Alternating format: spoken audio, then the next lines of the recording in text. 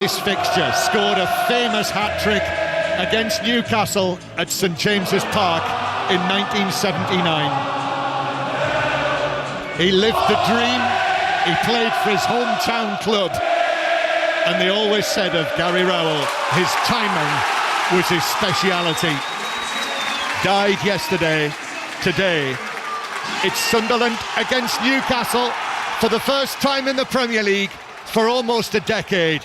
Newcastle will get the first touch of the ball. Peter Banks is the referee. Boos and whistles ringing around the stadium because it is Newcastle who will kick off, which Bruno Guimaraes does now. And he immediately gives Aaron Ramsdale a first touch of the ball, the Newcastle goalkeeper. He is one of those 16 playing in this match for the first time from the start. And the ball down on the halfway line as Anthony Gordon is tackled and fouled by Siddiqui. And it's a Lewis Hall it is. It's a free kick to Newcastle just forward and left of the centre circle. Paul Robinson. Well, that immediately sets the intensity for this game, doesn't it? I think it's about cool heads in the early stages of this game. The more experienced players, the likes of Granit Xhaka, you know, the ones who have experienced big games and big atmospheres like this, talking to the younger players around them, keeping them calm, keeping them cool. It's very, very difficult to, when the atmosphere's at fever pitch like this, not to go flying into tackles like Siddiqui just did. Free kick, Guimaraes to take it, and the whistle goes. Fired it into the box, it was headed away, but the referee spotted a foul on the edge of the area. I have to confess, Paul, I've attended quite a few of these matches over the years, and I'm struggling to think of a good one, but we'll see. Sunderland, Newcastle, Sunderland with Roofs in goal, Mukiele, Ballard, Alderete and Reinildo, the back four, so Hertruder on the bench today. Then Xhaka and Siddiqui, Traore, Lefay, Calby and Brian Brobby. What a time to start his first match for Sunderland at home. So his second start in all competitions, his first start at home, and he has scored in the last two home matches, memorably against Arsenal and then as well against Bournemouth as well, the last home victory. Sunderland unbeaten here at home in the Premier League in 7 matches since their return to the top flight. Sunderland it is, attacking from right to left. That's where the 2,500 plus Newcastle fans are housed, sitting high up. We can only see probably a couple of hundred of them because of our high position, but I should point out that they too were warmly joining in the applause to remember Gary Rowell. Here's Dan Ballard near the halfway line. Sunderland go back into their own half. So the Newcastle team, just 2 changes from Leverkusen in midweek. I thought it might be more. Ramsdale in goal, Livramento, Chow, Byrne and Hall, Guimaraes, Tonali and Miley, Elanga and Gordon either side of Voltemada. 4 matches currently underway in the Premier League. You'll be able to hear them all with us on the various platforms. But a goal at West Ham, Aaron Paul.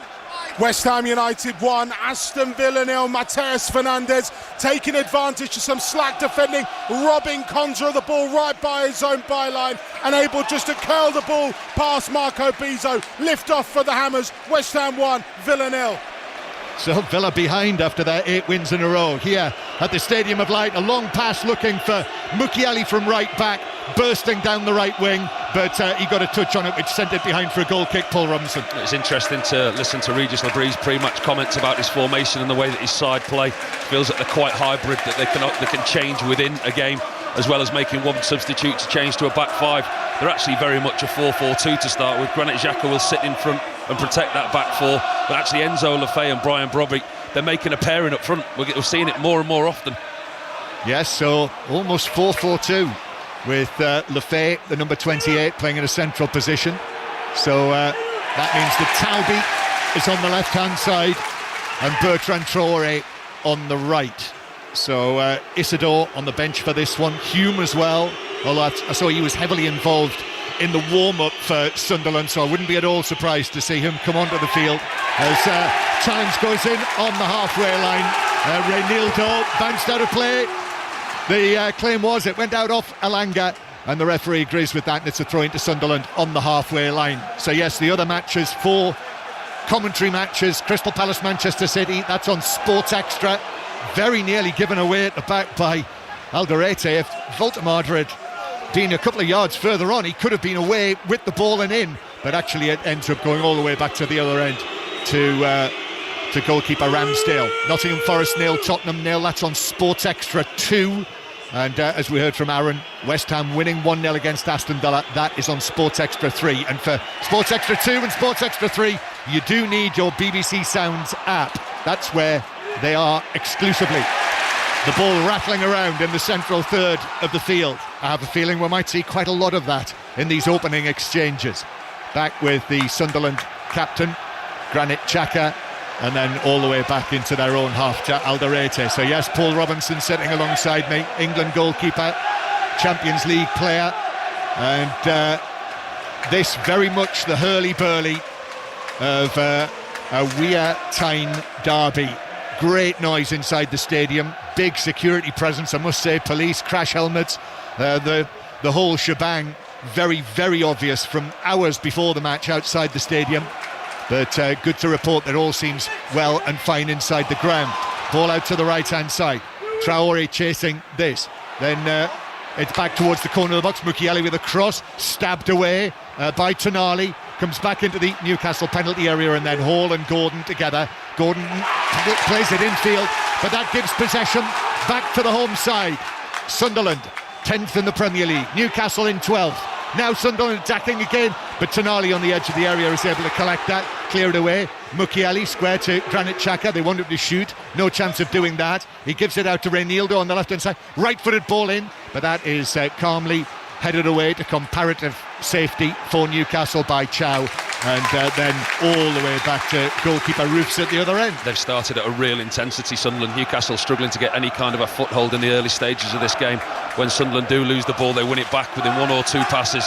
Newcastle was seeing quite happily to sit without the ball, but they're unable to get any kind of good possession. Sunderland have started at a real pace. Yes, passions are running so high inside the stadium of light. My glasses are steaming up. I'm going to have to take my hat off. Ball forward towards Byrne, near the edge of the area. Byrne does get a touch, and then Brobby puts him under pressure. It's out of play and it's a corner. Listen to that cheer. It's a corner. We're going to have to be careful if that's what happens, John, with your glasses and this team up in this atmosphere. I mean, that corner was celebrated like it was a goal. The atmosphere and the intensity from the home support and the home team, they've started at a real pace, both. Well done, Paul, for talking there. I've managed to whip it off in the time that you were talking. So we're now both hatless. I was going to say, is that your hat you're talking about? Corner for Newcastle. Corner for Sunderland from the right. First set piece of the match. And there's lots of activity in the 6-yard box. In it is delivered towards the back post. Tonali's underneath it for Newcastle. Heads it out. It's pumped back in by Lefay. Bounces down. The stretching header away. And then Newcastle are able to clear it further away up towards the halfway line where Reinildo knocks it forward. That's a nice touch. And now Sunderland again. It was a beautiful touch there actually by Mukiele, but he wasn't able to latch on to his initial contact. So now Newcastle will break away downfield. Livramento on the right-hand side. And here's Elanga. So Wissa on the bench again for Newcastle. Elanga, then Voldemada plays it back through the middle. Elanga with the run, but Roofs was quickly out and slid out to gather the ball.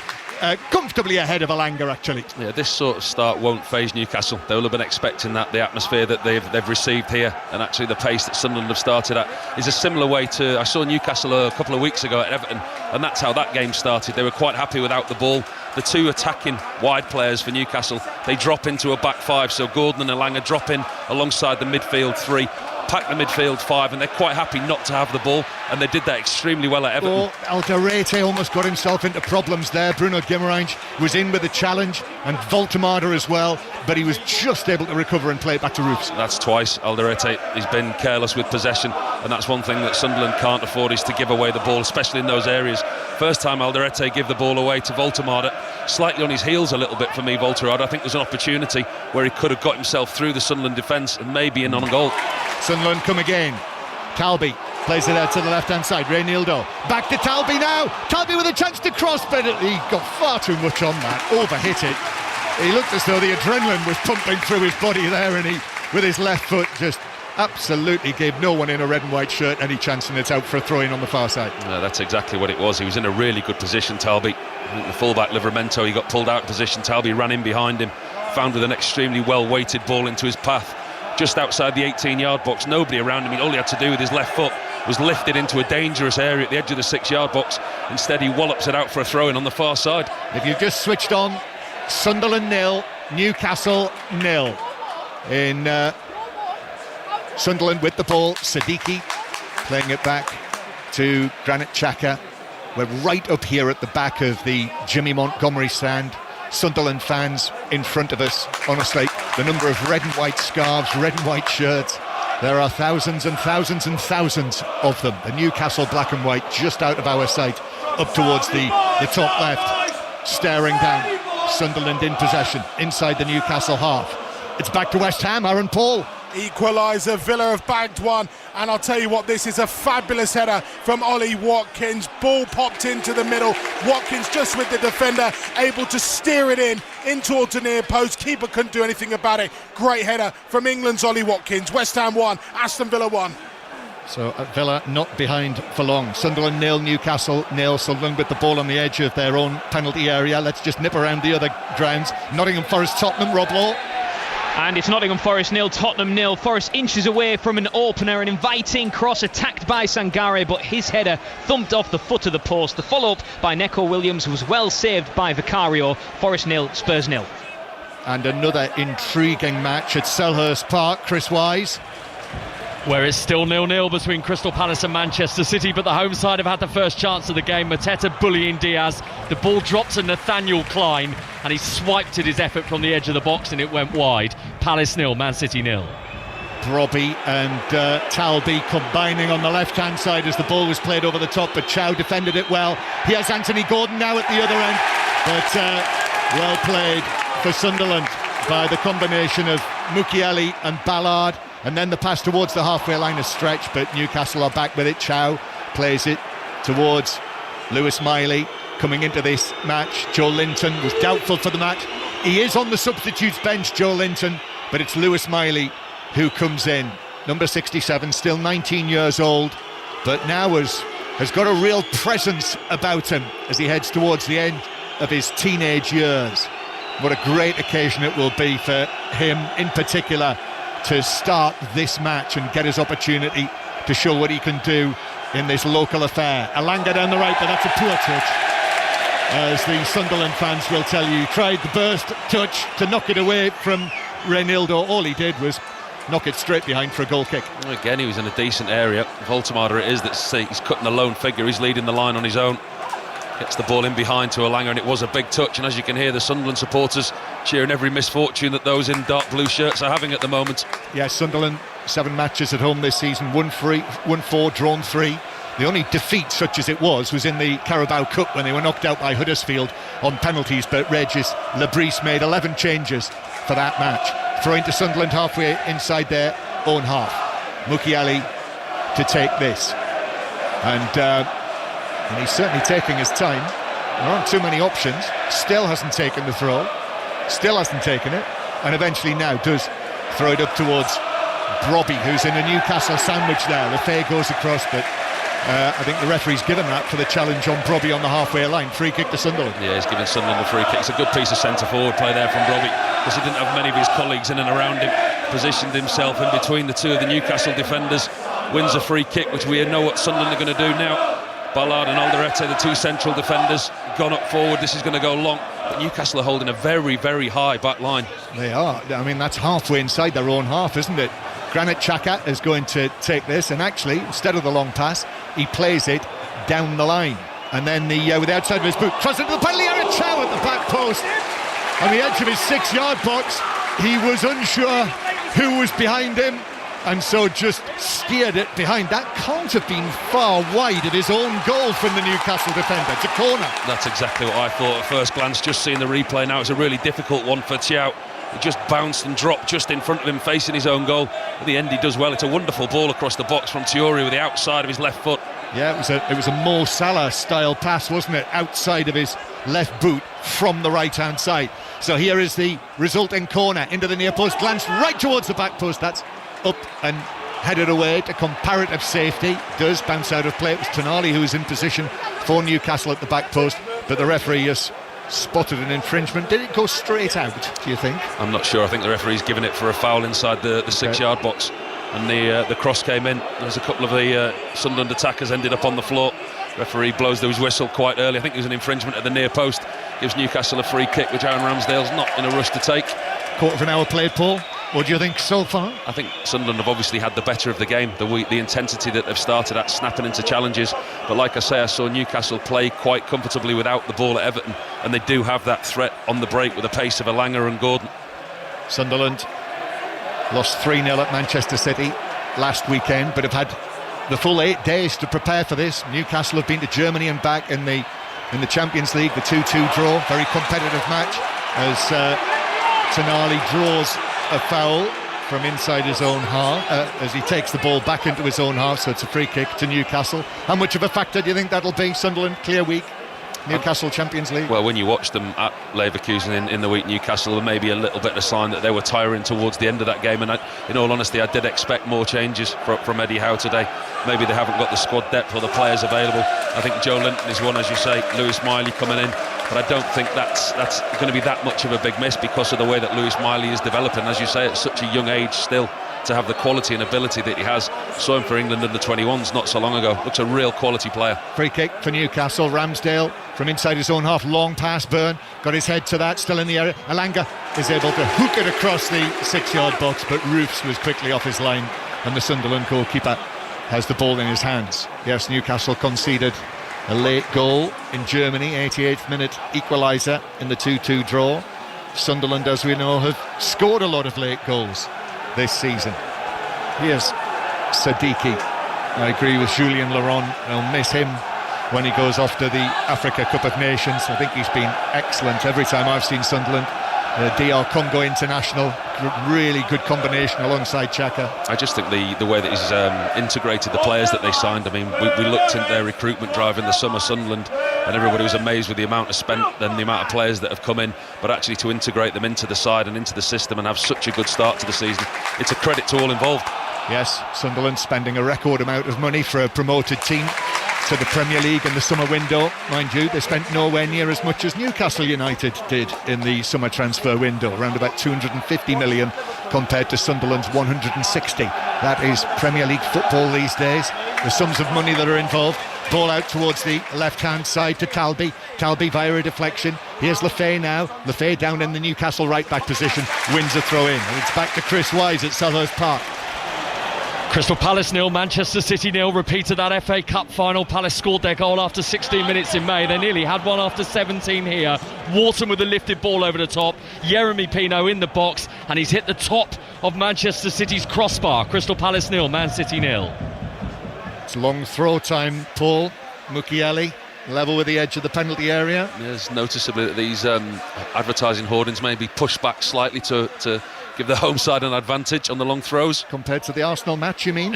In it comes, bounces down, hooked across, but all the way from Alderete. I think he was just looking to blast it across goal, hopefully get a touch from someone. I don't think anyone did. He's claiming it should be a throw into Newcastle, to Sunderland, but it's actually to Newcastle. They've done that, Sunderland, with their two front players. They've put the ball into the box at every opportunity, whether it be long free kicks, throw-ins, corner kicks. The ball's gone into the centre of that 6-yard box, and then Lefay and Brobby, with the others coming in and arriving late, they're looking to attack everything. Regis Lebris, his first experience of this occasion. Eddie Howe, obviously his first time as a Premier League manager involved in a match like this, just the one match in the Cup.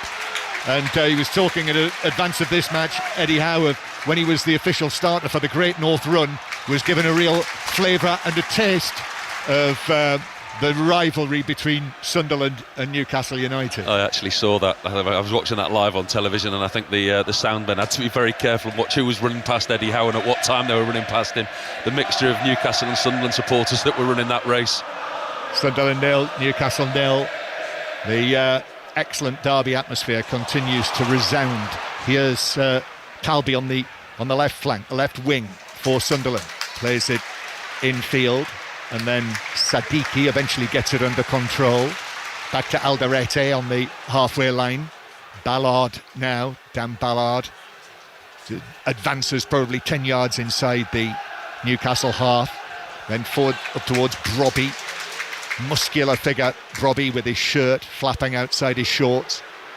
Back centrally again, Xhaka, his left foot, clips it to Talby, but Talby, poor touch, however, he's able to latch onto the ball again. Sadiki is behind him, as ever, Siddiqui seems to be absolutely everywhere that he needs to be. Now he's running down the left wing, but it's Xhaka who plays it back to the halfway line. Good period of possession this for Sunderland. Ballard out to the right-hand side. Mukiele is there. Eventually Traore is able to go to ground, but see it back to Mukiele, and Sunderland can start again from the halfway line. Sunderland 0, Newcastle 0. If you've just switched on, still Crystal Palace 0, Manchester City 0, Nottingham Forest 0, Tottenham 0, and West Ham 1, Aston Villa 1, as Talby with a burst towards the edge of the penalty area, but Elanga was able to go with him. Tino Livramento, now Newcastle knocking it around nicely in a tight area here. Bruno Guimaraes and Elanga and Tonali. Voltemada goes down on the halfway line, but I think the referee's actually brought it back for a late challenge on Tonali, who's lying, Bruno Guimaraes, who's lying on his back, half on the pitch and half off the pitch. Yeah, the referee blown up Bruno Guimaraes. He does really well. Voltemada makes the run in behind. Guimaraes with a decent pass down the line. It was a foul, brought it back. I think there was a case for 2 fouls as well. Also a foul on Voltemada, and that's what Newcastle have been looking to do. Voltemada's been very, very isolated. When the ball does go up like that, he's looking for support around him, and on that occasion there wasn't anyone there. Voltemada, 7 goals from his 20 appearances for Newcastle, but not scored in the last 3. The new Newcastle United centre-forward, here he is, Voltemada for the ball, but he was beaten to it by the challenge of Ballard, who took it as clean as a whistle. Voltemada went somersaulting over that challenge. Siddiqui now right for the ball, but he's overhit that. And Lewis Hall underneath it is able to cushion a header nicely, perfectly timed back to goalkeeper Ramsdale. So still 0-0, and commentary to come later as well on Brentford against Leeds United from 4:30. Most of the match though played inside the Newcastle half. Yeah, Sunderland, they haven't slowed the tempo that they started with. They've remained at that level and able to keep it up. It's just going to be a question of whether they can do that for the full 90 plus minutes and play with that intensity. Lewis Hall's able to take the ball forward. Hall into the box, left-footed cross, but that's over everyone and it bounces harmlessly. From a Sunderland point of view, for the Mozambique international, he's another one who'll be off to the Africa Cup. Reynildo just recovered from injury in time for this. Infield to Xhaka. Now Dan Ballard, Northern Ireland international, over the halfway line, the big man, the number 5. Traore on the right-hand side. Traore, Hall and Gordon are back for Newcastle. Traore back to Xhaka, 25 yards out, left-footed ball into the box, and then the shot from the edge of the area from Lefebvre. Robbie went down inside the penalty area under the challenge there as Xhaka played the pass to him, but was quickly up on his feet. Ball to the halfway line, comes back at Newcastle. Dan Burn with a firm challenge there, and I think it's Lefebvre who's on the ground, and then the players stopped for a foul on Guimaraes and a free kick to Newcastle. But I think Lefebvre was on the receiving end as Dan Burn thundered across and put in that challenge. Yeah, Lefebvre certainly caught one from Dan Burn. He's holding the side of his face, but in turn I think that provoked Granit Xhaka to lump one in as well. I think the referee's done extremely well. I know it's still early in the game, but he's kept all his cards in his pocket. Not much of a foul. Looking at the replay, he just clatters over the top of him. There's a slight mismatch in size there. Yeah. Dan Burn gets over the top and wins the header, doesn't he? The bigger man on the smaller man. Yeah. I think he caught him in the side of his head with his knee. Yeah, but he's okay. He's back up on his feet. Sunderland 0, Newcastle 0, and Bruno Guimaraes as well. One thing we should say, Paul, is then Hall is landed on by Traore. That's a free kick as well, predictably littered with free kicks. Here's Livramento, and then a flick from Bruno Guimaraes back towards the edge of the penalty area. Chow to Ramsdale, and Newcastle playing it out from the back, but the Sunderland press is good. Hall, then back to Dan Burn, and then Ramsdale in the end puts his foot through, which I think is probably the safest course of action. Voltemada under that, but Alderete was close to him, and now it's with Roofs at the other end. It's really impressive. I know we talk a lot about this press from Sunderland, but they really have started at a high intensity. You know, it's going to be a tough intensity to endure for the full length of the game, but actually where they're doing it on the pitch as well, in the right areas, and they're doing it together as a team. It's not just 1 or 2 players that are setting a high press where the crowd's getting up and, you know, look excited behind them. They're setting a press as a team. Defensively they're looking at a decent structure, but when they go forward they're setting a really good press. Oh, nice pass from Chow, and then Livramento, who's on the burst, is able to try and square the ball, but sliding in, Alderete, the Paraguayan international, blocked it, and it's behind for Newcastle's first corner in the match. What I was going to say, Newcastle are in no hurry here.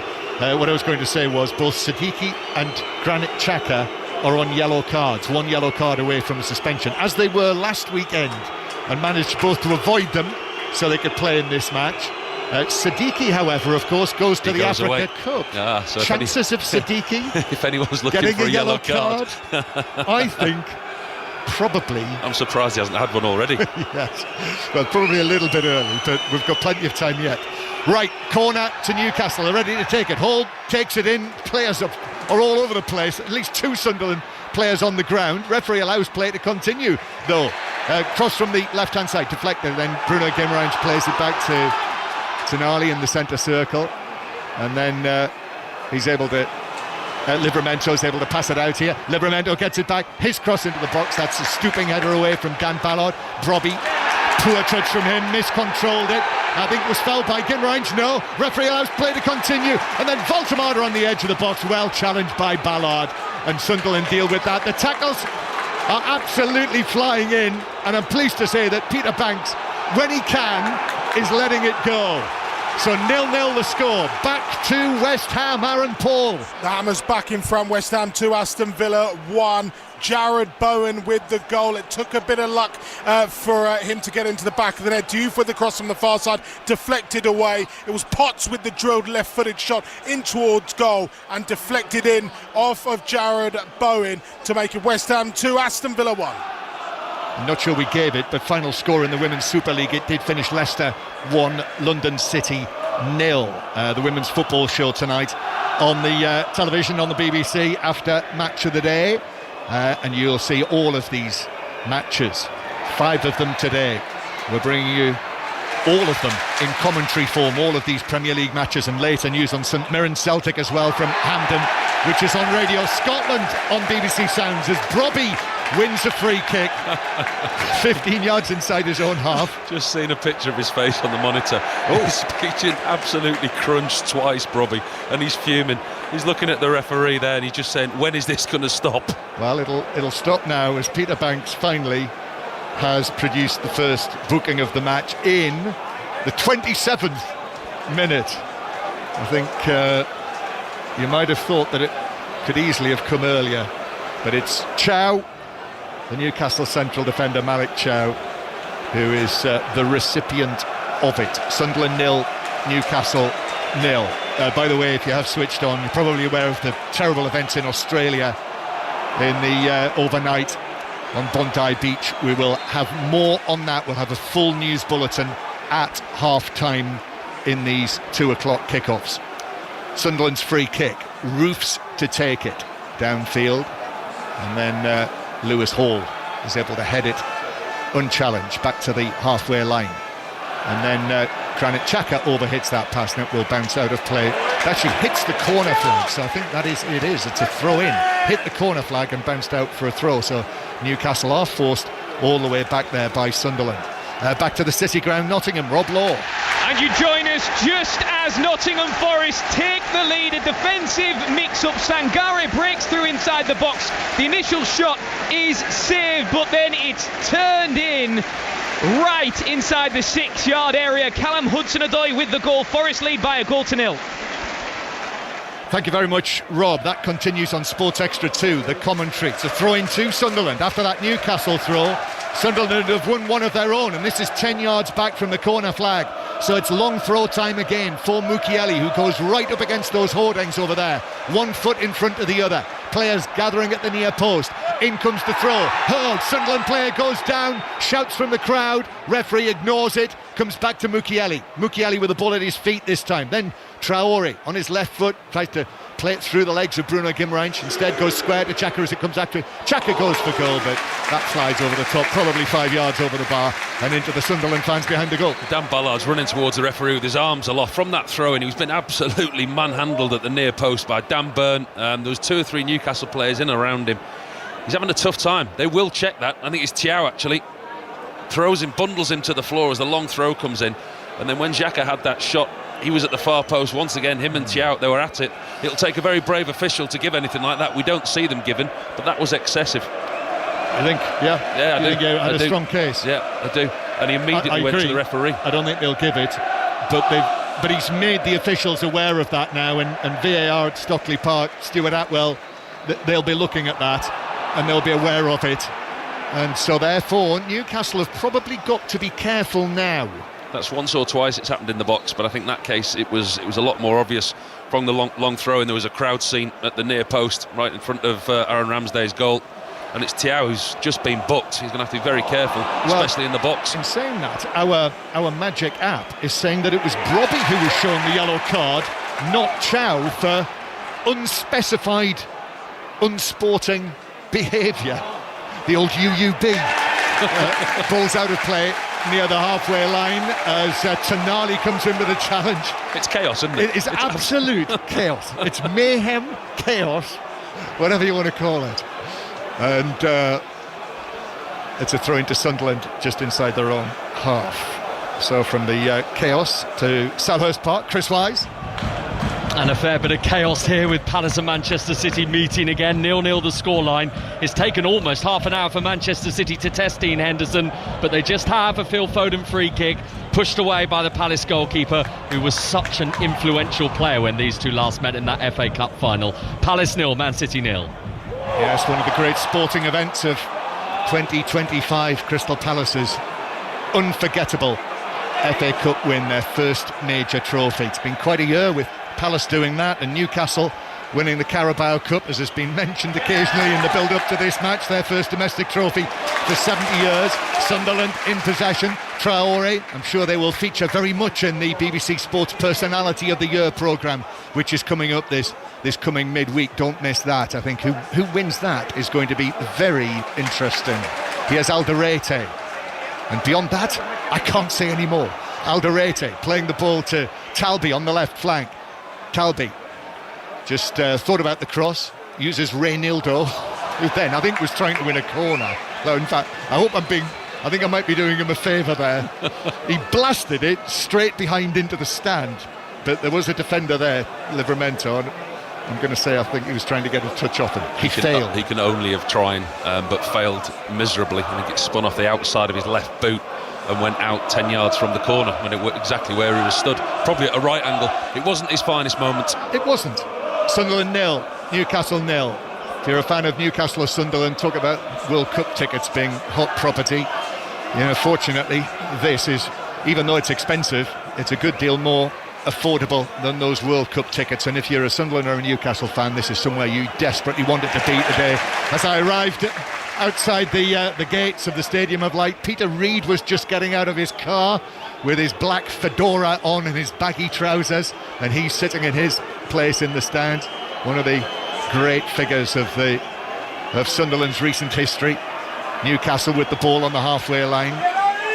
Peter Reid, who actually played with Gary Rowell for England's under-21s, I was told before the game. Back with Ramsdale, who passes it out to Dan Burn. And then again to Dan Burn. Newcastle playing the patient approach now. The Sunderland supporters reminding the Newcastle fans of Sunderland's excellent record in league matches against Newcastle. Overhit pass from Chow, that just runs all the way through to goalkeeper Roofs, who was able to take possession and pass it out himself from the back. Sunderland unbeaten in their last 9 league matches against Newcastle, which is a Sunderland club record to go that long in terms of league matches unbeaten against Newcastle. 2011 that Newcastle last won with a goal from Ryan Taylor here. Phil Bardsley was sent off. I was here for that match, and other than that, again, I can remember very little about it. Here is Tonali. I'm actually yet to make a note of a proper attempt on goal. Neither Ramsdale nor Roofs has had a save to make. No, for all the possession that Sunderland have had and the possession that they've had in good areas as well, they've failed to make any real good opportunities, and Ramsdale's not had a save to make. The ball is won back by Sunderland. Mukiele on the halfway line, and as it bounced away from him, he dived in. It was a 50-50 Mukiele and Dan Burn, and they collided and crashed into one another, and Burns come off worse there. He got to the ball first, and Mukiele was late and collided with the Newcastle defender. I think it was his knees, wasn't it? I think Mukiele knew he was going to be late, so he tried to pull his feet away from the challenge. Dan Burn got there first. You have to give Mukiele a little bit of credit, because I think he actually tried to pull both feet away from Dan Burn, but in pulling both feet away from Dan Burn, pulled his knees up to his chest, which in turn, both of his knees collided with Dan Burn right in his midriff. Painful one. Yeah, not a lot of sympathy being shown for Newcastle United's Dan Burn, who's still down on his knees, and so the physios are being called on now. So yellow card is shown to Mukiele, and just to confirm, I think it would appear that it is Brobby and not Chow who was yellow carded for that earlier incident involving the two. So what the unspecified unsporting behaviour was, I think when we saw his face on the monitor, it was something like the lines of, "Excuse me, referee sir, can you please stop them kicking me the amount of times that I've been kicked this afternoon," but maybe in different context. Yeah, so it would probably be wrong to specify it. I'm told that Phil Bardsley is here today, the man who was sent off in that match that I mentioned. Jermaine Defoe as well, you've just pointed out to me. Kevin Phillips as well. Kevin Phillips scored a few goals between them two, haven't they? They did, didn't they? In fact, Defoe scored in the last Premier League meeting between the sides back in March 2016, which was a 1-1 draw at St James's Park. Newcastle went on to be relegated that season. We've still got Dan Burn down receiving treatment. I can tell you that the final WSL match of the day, Manchester United-Tottenham, is just underway. Sophia Hartley, how have things started with you there? Yeah, Manchester United 0, Tottenham 0, but Manchester are the team on top. Closest chance comes from Mallard just minutes into the game, goes for a shot, inches out from goal, but it's blocked by keeper Liza Kopp. 6 minutes gone here, Manchester United 0, Tottenham 0. And you can watch that match right now on BBC 2. Sunderland 0, Newcastle 0. Still Dan Burn has not fully recovered from that challenge. Every time you look at it, it's not pretty. Like I said to you, I think it'd have been a lot worse if he hadn't pulled his feet away. The yellow could have been a red if he'd have left his feet where it was. But no, probably no comfort to Dan Burn, who is struggling on the far side. No, he's not going to want to leave this occasion, that's for sure. But Fabian Schär is warming up. Play just about to get back underway. But let's nip back to Nottingham. Rob Law. And it's Nottingham Forest 1, Tottenham 0, but Forest could have been 2-0 up. A cross inside the area by Igor Jesus. Morgan Gibbs-White was stretching, got his toe on the end of it, but couldn't divert it goalwards. It remains Forest 1, Spurs 0. Aaron Ramsdale still not taking this free kick. Dan Burn is really ailing, actually. I think he is going to come back on. He's just pulled his shirt up there, and I think he's looking at his ribs. So maybe part of Mukiele collided with his ribs as well, and he just seems to be, you know how it is when you've taken a bang on the ribs. You know, he's clearly feeling that. He's just waiting to be sent back onto the field, but we're going to have to keep an eye on him, Paul. They did play House of Pain before the start of the match, amongst other things. Played Two Tribes as well. A very carefully selected playlist, but it is the House of Pain for Dan Burn, who now is trotting back onto the field. Booed back on by the Sunderland supporters despite his obvious discomfort, and he is grimacing. Throwing for Newcastle over here. That's another free kick. Reynildo into the back of Bruno Guimaraes, so that's a free kick on the right, and he stayed down. I don't think there's too much wrong with him, surely. Yeah, it's a game now that's been littered with free kicks. That was just an arm in the back from Reynildo. Bruno Guimaraes, he got more pain from landing on top of the ball. Seems to be okay, but it has been very stop-start the last 10-15 minutes. This has been absolutely nothing that we weren't expecting as a possibility of how the game might go. I think it's hard not to when you're a player and you feel the intensity and you feel the atmosphere. You know immediately the pace that the game's going to be played at. And you know exactly how things will have been in the northeast in the build-up to this match, which whips it all up. Free kick then for Newcastle. Bruno Guimaraes, he didn't need the physio. Guimaraes plays it in. Well, that's a dangerous looking delivery, but it's headed away by Mukiele at the far post and out of play for a throw on the far side. Level with the edge of the Sunderland penalty area. Still 0-0. Still Crystal Palace 0, Manchester City 0. Nottingham Forest 1, Tottenham 0. West Ham 2, Aston Villa 1. Commentary available on all of those matches. Go to BBC Sounds and the app. Throw in that Gordon is going to take for Newcastle. Scored in Newcastle's last 3 matches, Anthony Gordon. In it comes to the near post, that's headed away. Back to Gordon, who takes it down in comes the cross, dangerous, hooked away by Alderete, out to Brobby, his teammate, and now played forward by Mukiele, and then Brobby with the run, but excellent challenge from Miley, was able to snuff out that Sunderland counter-attack. Tonali, he can always find space, gives it to Miley, he couldn't find space, he was dispossessed, and now Sunderland again over the halfway line. Lefay with it, carries it out towards the right flank, leaves it to Traore nicely.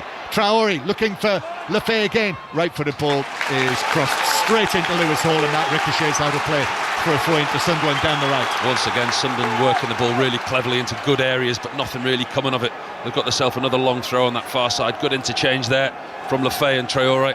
Lefay's allowed to roam in and out of that midfield position. Straight back to Palace, Chris Wise.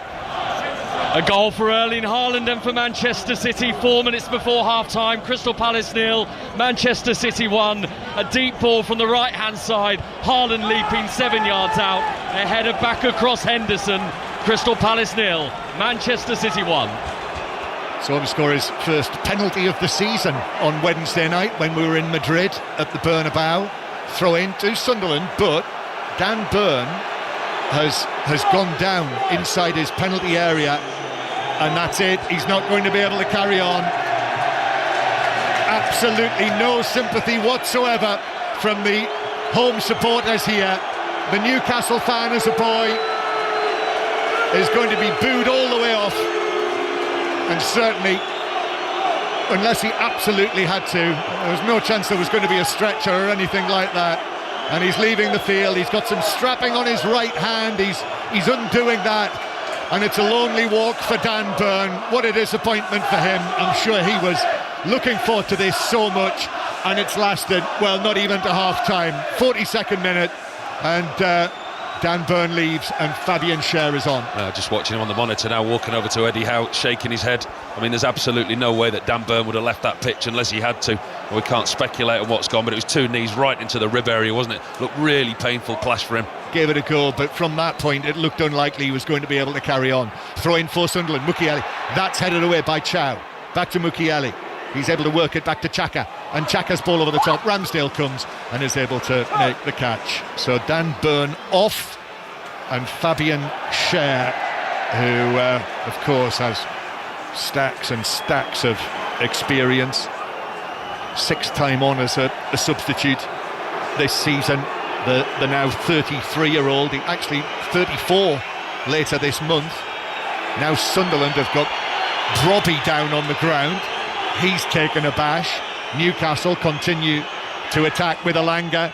Elanga challenged by Ronaldo, and the ball is out of play for a Newcastle throw near the corner flag. From Sunderland, back to West Ham, Aaron Paul. West Ham 2, Aston Villa 1-4 to the break. The Hammers searching for a third. Jarrod Bowen, so skillful down on this near side, able to pop the ball right into the channel in front of the defence and the goalkeeper Marco Biza. No one there to tuck home. West Ham 2, Aston Villa 1. Brian Brobby is okay. He got caught in the nether regions, so he's back on his feet and he's able to carry on. He also gritting his teeth. Livramento with a cross for Newcastle. Comes off a Sunderland head, but bounces back into his own 6-yard box, and Roofs is able to allow it to bounce and takes the catch. And still, in the 43rd minute of the match, I have not made a note about either goalkeeper making a save. No, for what a good game it's been, but it's all been played in the middle third of the field. It's been very highly, it's been well battled out, but it's all in the middle of the park. I mean, you look at what both sides have created. Neither goalkeeper has had anything to do. Both have been underemployed. Sunderland, you will argue, have had the better of the game because of the intensity, the areas that they've won the ball, but actually without creating any major opportunities. Newcastle potentially had a couple of opportunities. Voltemada caught in his heels once or twice, with Alderete surrendering possession, but actually we await our first main chance. So Newcastle's number 5, Fabian Schär, onto the field. Half-time just a few minutes away. Sunderland, the throw on the far side, go back towards the halfway line, and Robin Roofs has the ball at his feet. We're going back to Crystal Palace again. Chris Wise. Still 1-0 to Manchester City, but Selhurst Park was hollering for a penalty. Jean-Philippe Mateta and Gianluigi Donnarumma coming together. It was just a case of who was going to get there first, and Donnarumma reaching out his big glove to pour the ball right in front of Mateta. It was the right call from referee Darren England. We're moving towards the 45th minute, and Manchester City leading Palace 1-0. Sunderland on the attack. Xhaka's ball in. That's dangerous, but it's headed up at the back post, up and over the top of the bar.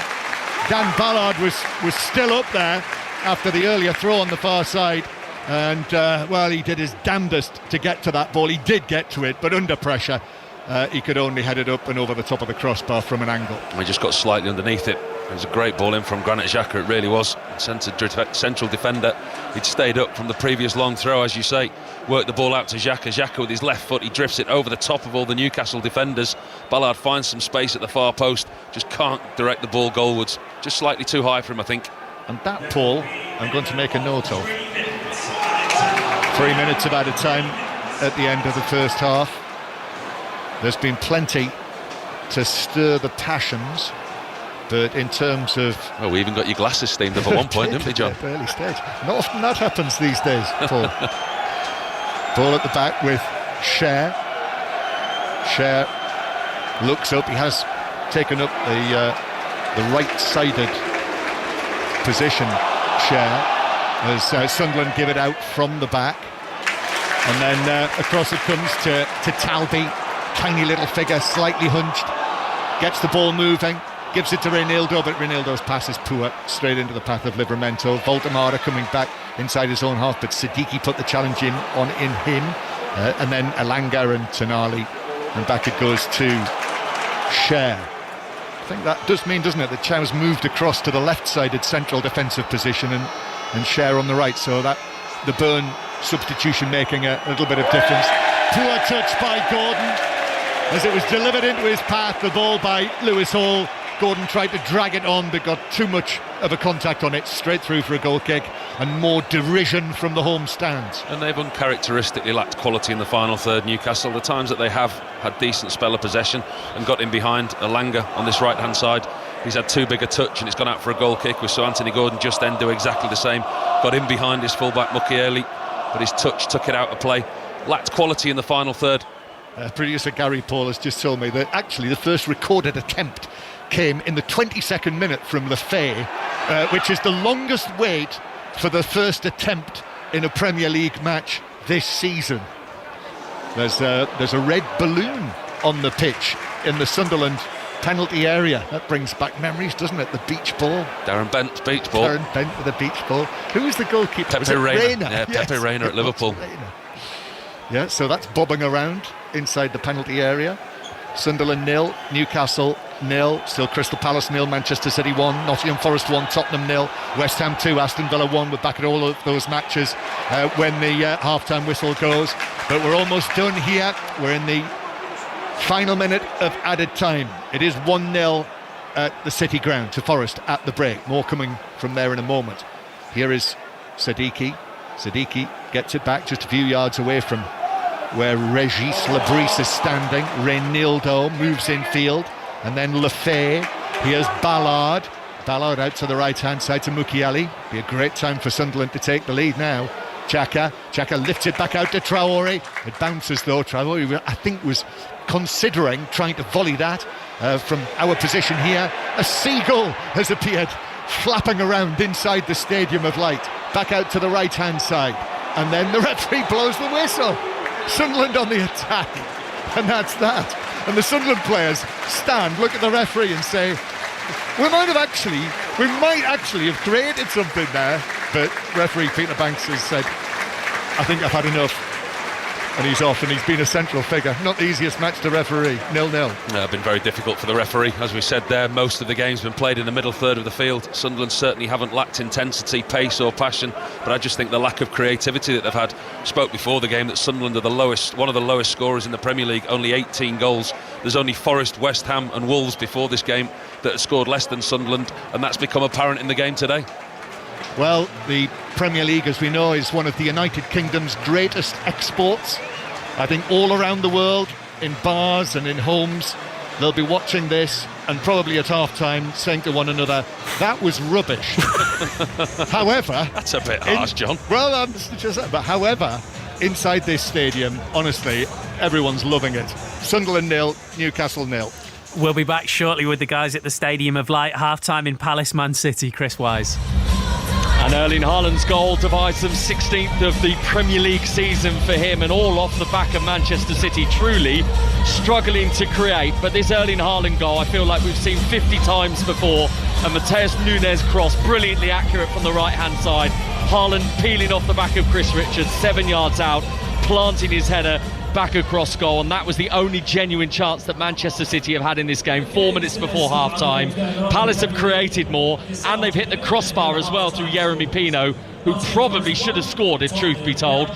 So Oliver Glasner's team will be feeling slightly rueful that they're behind in this game. Palace 0, Manchester City 1. West Ham on course to climb out of the bottom three as it stands. Half-time at the London Stadium. Aaron Paul. Decent little watch this, Steve. West Ham 2, Aston Villa 1. We've had the Premier League's fastest goal so far this season. 29 seconds in, Villa caught playing out from the back. Ezri Konsa robbed by Mateus Fernandes, who curled past the goalkeeper from a tight angle. The visitors, though, bagged their equaliser 8 minutes later. John McGinn, sumptuous left-footed cross. Ollie Watkins battling with Mavropanos, and the header nestling into the back of the net, with it being deemed an own goal by the Hammers defender. But West Ham able to retake the lead. Diouf's ball cleared to Pot, whose shot was diverted into the back of the net by Jared Bowen. Villa have offered very little in this first half, and that's why they're behind. West Ham 2, Aston Villa 1.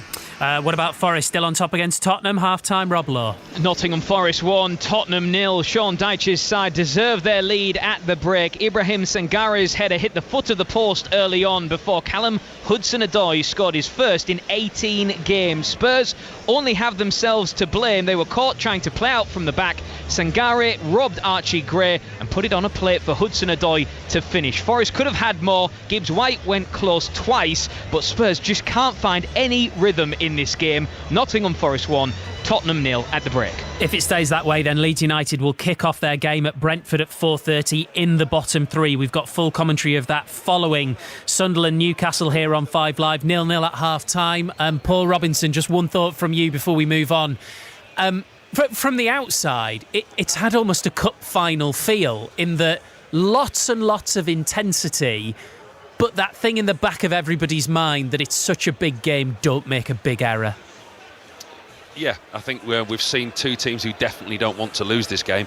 There's not been that much quality in the final third, and I think the game itself, in all honesty, when you look at the quality of players that we've got on show here and you look at the squads that are available to these two sides, it's a game that has lacked quality. It's been overtaken with the passion and the pace of the game. Very difficult to get any kind of quality when you're playing at such an intensity. The turnover has been incredible. I mean, Newcastle in the first 20 minutes struggled to put 2 or 3 passes together. They were just swamped and swarmed all over from Sunderland. But as I said there, at the end of the half, Sunderland aren't prolific scorers, and they've really struggled to create anything that would level up to the amount of possession that they've had. Newcastle, when they've had the ball in possession, they do look calm, they look collected, they're quite happy to play without the ball now. I said I saw them at Everton and they did exactly the same, but they were very clinical going forward. They haven't had that side to the game. They've lacked quality in the final third as well. A game that's promised so much, it's delivered with furiosity, intensity and passion in the middle of the park, but it's failed at either end at the moment. Paul, thank you very much. Back with Paul and John Murray at the Stadium of Light for second half commentary shortly. In the Women's Super League, we will keep you up to date with all of the games going on. Latest score is Manchester United 0, Tottenham 0. Performance of the day, Manchester City's Khadija Shaw scored 4 goals in a 6-1 win. We'll hear from her. We'll look ahead to the Scottish League Cup final, and then we'll head off to Brentford for the first time today, all after the news on 5 Live with Dan Maudsley. The voice of the UK. This is BBC Radio 5 Live. Good afternoon. 11 people have been killed in what police have described as a terror attack at Bondi Beach in Sydney. 2 gunmen targeted an event celebrating the Jewish holiday of Hanukkah. One of the attackers is also dead, while the other is critically injured. A child is believed to be among the 29 people taken to hospital. This man was at the beach and described what he saw. I went over that sort of fence where the car parks, and then the shooting starts. And everyone is running down. And 2 police officers lying down on the ground next to me. I think I fall down, and and the blood was coming from my hand. Well, the Australian Prime Minister Anthony Albanese has condemned the attack and said his government will dedicate every resource to making sure Jewish people are safe and protected. I've spoken in the last hour to Rabbi Dr. Benjamin Elton, who's Chief Minister of the Great Synagogue in Sydney. I asked him about those words from the Prime Minister. Quite clearly, we're not safe. We weren't safe at 6:45 this evening. It's for the government not just to ask us to feel safe, but to put in place those measures which ensure that we are safe, like every other Australian community. Clearly, people were allowed to acquire weapons, it seems plant a explosive device, and make their way to a crowded area with many Jews and non-Jews without being impeded.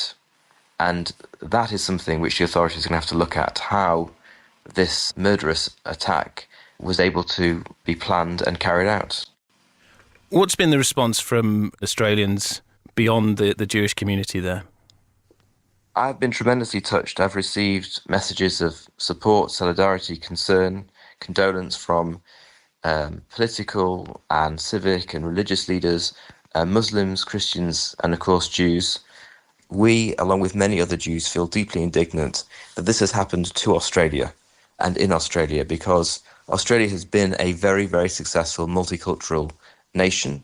The First Nations peoples who've been here for 60,000 years, and ways of immigration that have come since 1788 have built up this very successful, not perfect, but very successful multicultural society where people are welcomed who come to contribute and embrace us as fellow Australians.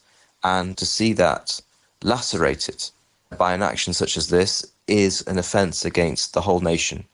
And as Australians, not just as Jews, we feel very strongly about that. Well, here, Sir Keir Starmer has said the government is working with the Jewish security organisation, the Community Security Trust, on the policing of Hanukkah events in the UK. The Met Police have said they are increasing their police presence and carrying out additional community patrols. We have also just had this statement from King Charles, issued by Buckingham Palace. It reads, "My wife and I are appalled and saddened by the most dreadful anti-Semitic terrorist attack on Jewish people attending the Hanukkah celebration at Bondi Beach. Our hearts go out to everyone who's been affected so dreadfully, including the police officers who were injured while protecting members of their community. We commend the police, emergency services and members of the public whose heroic actions no doubt prevented even greater horror and tragedy. In times of hurt, Australians always rally together in unity and resolve. I know that the spirit of community and love that shines so brightly in Australia and the light at the heart of the Hanukkah festival will always triumph over the darkness of such evil." That message from the King in the last few minutes. We will keep you updated here on 5 Live. There's also continued coverage on the BBC News live page and on the news stream on BBC Sounds. My Christmas mix is pure 90s festive nostalgia. You know, the Christmas songs you listen to on repeat. No. I'm all about the big hitting Christmas anthems. Merry Christmas, everyone. Come on, guys. What about those tunes that really slay? It's Christmas kitchen disco season, surely. Get all kinds of Christmassy. Just search Christmas music on BBC Sounds. This is 5 Live Sports with Steve Crossman. Listen on BBC Sounds. Half-times in the Premier League: Sunderland 0, Newcastle 0, Crystal Palace 0, Manchester City 1, Forest 1, Spurs 0 and West Ham 2, Aston Villa 1. One game left in the WSL today. Let's check in on Manchester United Tottenham. Sophia Hartley. Remains goalless here, but we've had two very close chances for United. Jess Park's effort is tipped over the bar by Liza Kopp. Then Miyazawa gets a powerful strike from 20 yards out that hits the crossbar. Tottenham having to sit deep as United pile on the pressure. 29 minutes gone here. Manchester United 0, Tottenham 0. Other full times: Leicester City 1, London City Lionesses 0, West Ham 2, Liverpool 2, and wins for both of the top two: Brighton 0, Chelsea 3 and Manchester City 6. Aston Villa 1. That game featured 4 goals for Khadija Bunny Shaw, who now has 103 in 120 appearances for City. Yeah, speechless. I don't really know what to say, to be honest. Coming into this game, I know that if I had scored, it would have been a really good milestone for me. But yeah, I'm honestly speechless. I don't know what to say, honestly. I mean, the way you've taken those goals as well, are you thinking in that moment, or is it instinct, or is it just practice? Because you're just so clinical, it's like it just happens and you know it's going to happen. Yeah, I think it's a little bit of everything that you just said. Sometimes it's instinct, sometimes it's practice. You practice in front of goal, the more you're in front of goal, the more confident you become. And I think when I come in the games, I know that I have to be ready in the box for when the balls come and the service comes. So yeah, I would say a little bit of both. And you've had a challenging year or so, let's say, injuries and everything else that was going on. So this must feel like a real special moment for you. Yeah, definitely. The beginning was a bit challenging, a bit difficult. Even a couple of weeks ago with what happened back home, mentally it was a bit tough. But, you know, for me, I just try to do the best that I can, and I've always said I try to focus on what I can control, because when I focus on what I can control, the rest will do its bit. So yeah, for me, a good job today, 4 goals, 6 points, and we keep going. Speaking of back home, you had a message on the big screen from Usain Bolt. I think that's pretty special.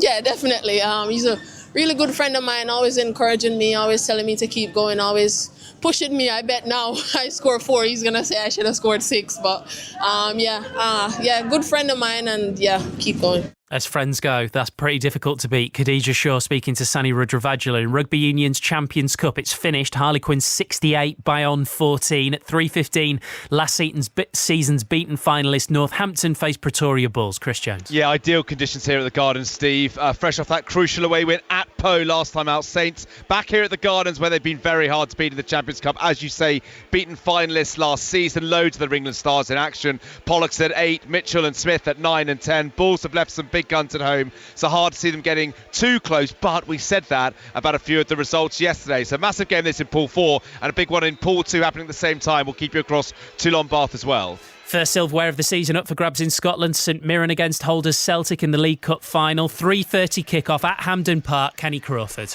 Yeah, fascinating match in prospect. Celtic League Cup holders, but turbulent season on and off the pitch. Wilfried Nancy, 48-year-old Frenchman, has lost his opening 2 matches in charge. Desperately needs a win. St Mirren, on the other hand, streetwise, physical, direct, but not short of enterprise either. Their last League Cup win was in 2013, managed by Stephen Robinson. 2 changes for Celtic. Tony Ralston in to a 3-man back line, and Kelechi Iheanacho, his first start since October. Negrin and Yang go out. Sore one for St Mirren forward Michael Mandron. He scored 2 goals in the semi-final, but the French forward drops to the bench. Dan Lundulu preferred the former Southampton and Bolton frontman. Australian midfielder Keanu Bacchus also into the St Mirren starting 11. Kick-off 3:30. At 4:30, we'll bring you Brentford versus Leeds in full in the Premier League. So let's say a quick hello to Ali Bruce Ball and Pat Nevin. Ali, Leeds much improved, but Daniel Farke will look at the league table and think, hang on, we're back in the bottom 3 as it stands. Yeah, they are at the moment, aren't they? I think this is a really good test today, Steve, of the mini revival, because obviously it's come at home, hasn't it? The home win against Chelsea. Obviously the improved second half performance away at Manchester City that sort of started this, but the home win over Chelsea, then the late equaliser that got the 3-3 draw against Liverpool, the change of system, the 3 at the back. Good test against Brentford, who've got one of the best home records in the Premier League. Igor Thiago is one to watch, Pat. I mean, he has been for a while and nobody seems to be able to stop him. No, the one problem is that he seems to be the only one scoring for Brentford at the moment most of the time. But, you know, if he keeps on putting them in, gets the chances, they've got an opportunity to get away from that zone, because you're talking about Leeds United being back in that bottom 3 just now. However, Brentford aren't that far away. However, if they could get a win in this one, that would give them a little bit of breathing space. But you know what it's like, be it bottom, middle, top, everything changes so quickly, so every 3 points is completely and utterly vital, certainly both of these teams today. Igor Thiago fantasy captain, Ali? No, Mistake. Bukayo Saka, Mistake. Haaland's in the team. I've left out Foden, but Right. Thiago is in the team. And I've got Dango Watara as well, Steve. Well, he's my There's a little differential. Tiago's my captain, Ali. So Is you he? know, Okay. Good keep luck to learning you. You're lessons. having a good season. I'm doing all right. Thank you, you two. Brentford leads in full at 4:30. Right, here's your choice of listening right now. Then with us on 5 Live Premier League Sunday. Crystal Palace 0, Manchester City 1. 5 Sports Extra. Nottingham Forest 1, Spurs 0. Sports Extra 2. West Ham 2, Aston Villa 1. You will get that now on Sports Extra 3. We're ready to go again at the Stadium of Light. John Murray. Yes, ready to go. Very much the phrase for the Stadium of Light. It is 0-0. Newcastle's players are out there already in those bluey, purpley shirts, shorts and socks with the orange trim. No changes for them, or no further changes for them at the break after they lost Dan Burn just before half-time. And here comes Sunderland in the red and white striped shirts, helpfully in the Premier League with the black numbers on a white panel on the back of their shirts. And it looks as though it is all present and correct for them too. So Sunderland with Roofs in goal, a back four for this one of Mukiele, Ballard, Alderete and Reinildo, then Captain Xhaka and Siddiqui in midfield, Traore on the right, Talbi on the left, and Lefay and Brobby centrally, and Newcastle as they ended the first half with Ramsdale in goal, Livramento, substitute Cher, Chow and Hall, Bruno Guimaraes, Tonali and Miley with Joe Linton on the bench, and Langer on the right, Gordon on the left and Voltemada through the middle. If you weren't listening in the first half, you didn't miss many chances as Sunderland kick off and play the ball back to Roofs, all in green, and the Sunderland goalkeeper absolutely launches this downfield. Chow gets his head to it, Traore's onto the ball into the Newcastle left back position as they attack towards the Roca stand. Sunderland, Traore gets it back again, he turns, runs away from us, and then right-footed cross to the near post. Chow is able to get something on that, his right leg, and deflect it out for a throw down the right. Paul Robinson. I think they got a lot of joy in the first half. Sunderland with Talbi, with his pace and his directness. I think Traore needs to get involved in the game a little more. I actually think Eddie Howe will have been the happier of the two managers at half-time for all the passion and the press that Sunderland had. They had nothing to show for it. Eddie Howe's team, they stuck in there and they've still got that clean sheet with an opportunity to change. Long throw then, Mukiele, but this is a loopy one. So the near post comes off a Newcastle head. Chow got to it, Gordon heads it further away. Blonde hair flying. Newcastle back on the back foot. The cross from Mukiele. Oh, it's headed into his own net! Oh, it's an own goal! It's Voltemada of all people! Newcastle's big new centre forward has headed the ball into his own net! What a story in the derby! It's Sunderland 1, Newcastle 0. The ball in off the underside of the crossbar, and then Nick Voltemada own goal. And it's a superb header from the big German striker, but it's an own goal from Nick Voltemada. It's a really good piece of intensity for Sunderland to win the ball back. Initially from the long throw, the ball comes out to this near side, and it's Mukiele puts a really dangerous ball right across the 6-yard box. Pace and power on the ball, goalkeeper can't come. Voltemada doesn't know what's around him, and he inadvertently glances it high and across Aaron Ramsdale, in off the underside of the crossbar, and the roof's just come off the Stadium of Light. What a brilliant start to the second half for Sunderland. Well, he won't score too many better headers than that for Newcastle. Voltemada stretching for it, got his head to it, clipped the underside of the crossbar. Ramsdale no chance, and for Sunderland supporters, for this to happen, an own goal to be scored by Nick Voltemada, Christmas has come early. Sunderland 1, Newcastle 0, and play is back underway, and we're heading back to Nottingham. Rob Law. Speaking of Christmas, I tell you what, we've just seen a gift here at the City ground once more. Callum Hudson-Odoi has his second of the afternoon. A stunning strike wide on the left, whipped it in over the top of Vicario. He was outstretched, couldn't get to it, into the back of the net. Vicario shaking his head. It was a stunning goal. It's Forest 2, it's Spurs 0. So a second goal by the Trent for Nottingham Forest. A goal for Sunderland here next to the Weir, and also a goal to report for Sophia Hartley in the WSL. Manchester United 0, Tottenham 1. A goal completely against the run of play. A curling cross into the box, and Bethany England heads it home. Clinical from Tottenham from a very rare chance they've had. 38 minutes gone here. Manchester United 0, Tottenham 0. Great buzz around the Stadium of Light. They don't care how it ended up in the Newcastle net. What they care about is that it ended up in the Newcastle net. Heading back to Selhurst Park, Chris Wise. Still Manchester City leading Crystal Palace by a goal to nil 5 minutes into the second half, but for the second time in this game Palace have hit the bar and they're in again behind Man City here. Sarr in the box, cuts back onto his left foot, he took too long. Man City give it away, but they're living on the edge, Manchester City. Adam Walton the latest to hit the post. Palace 0, Man City 1. And it remains West Ham 2, Aston Villa 1 in the early stages at the London Stadium. That match, Sports Extra 3 for the commentary. Nottingham Forest Tottenham, Sports Extra 2. Crystal Palace Manchester City on Sports Extra via your BBC Sounds app and your digital radio. And here on 5 Live, Sunderland 1, Newcastle 0. Suddenly the lights have come on in the Stadium of Light. And back to West Ham, Aaron Paul. All square, West Ham 2, Aston Villa 2. Great bit of play by Yuri Tielemans. Gorgeous ball into the box to find Morgan Rogers. Back to goal, traps it, turns, fires past the goalkeeper. Great strike, 50 minutes gone. West Ham 2, Aston Villa 2. Sunderland on the front foot. And Siddiqui winning a throw-in for the home side, 7 or 8 yards back from the corner flag, and also responding down over there in that corner, waving his arms and telling the Sunderland fans to keep up this noise and atmosphere. As if they needed telling. I mean, that goal was exactly what they wanted and what they needed. It was a lovely ball in from Mukiele, it really was. I mean, it came from the long throw, ball came out of the box, and it was just whipped across the 6-yard box. Voltemade didn't know what was behind him, he had to put his head on it. Throw in then, Mukiele takes it. Chow is able to get there for Newcastle, head it back out to Mukiele, who does well actually, beats Alanga. Still going, Mukiele takes it centrally, then Siddiqui plays it back to the left, in comes the cross. Chow is able to head it up in the air. Gordon tried to clear it, flicked it, didn't make any proper contact. Then there's a foul, I think, on Hall. No, it's not given. And then Gordon just volleys it away downfield. So 1-0 Sunderland. The Nick Voltemade own goal. Long one over the top for Brobby, who gets up and heads that down to Traore. And now Bertrand Traore, he brings the ball infield. A touch on the edge of the D from Talby. Granit Xhaka in possession. Back it goes towards the halfway line.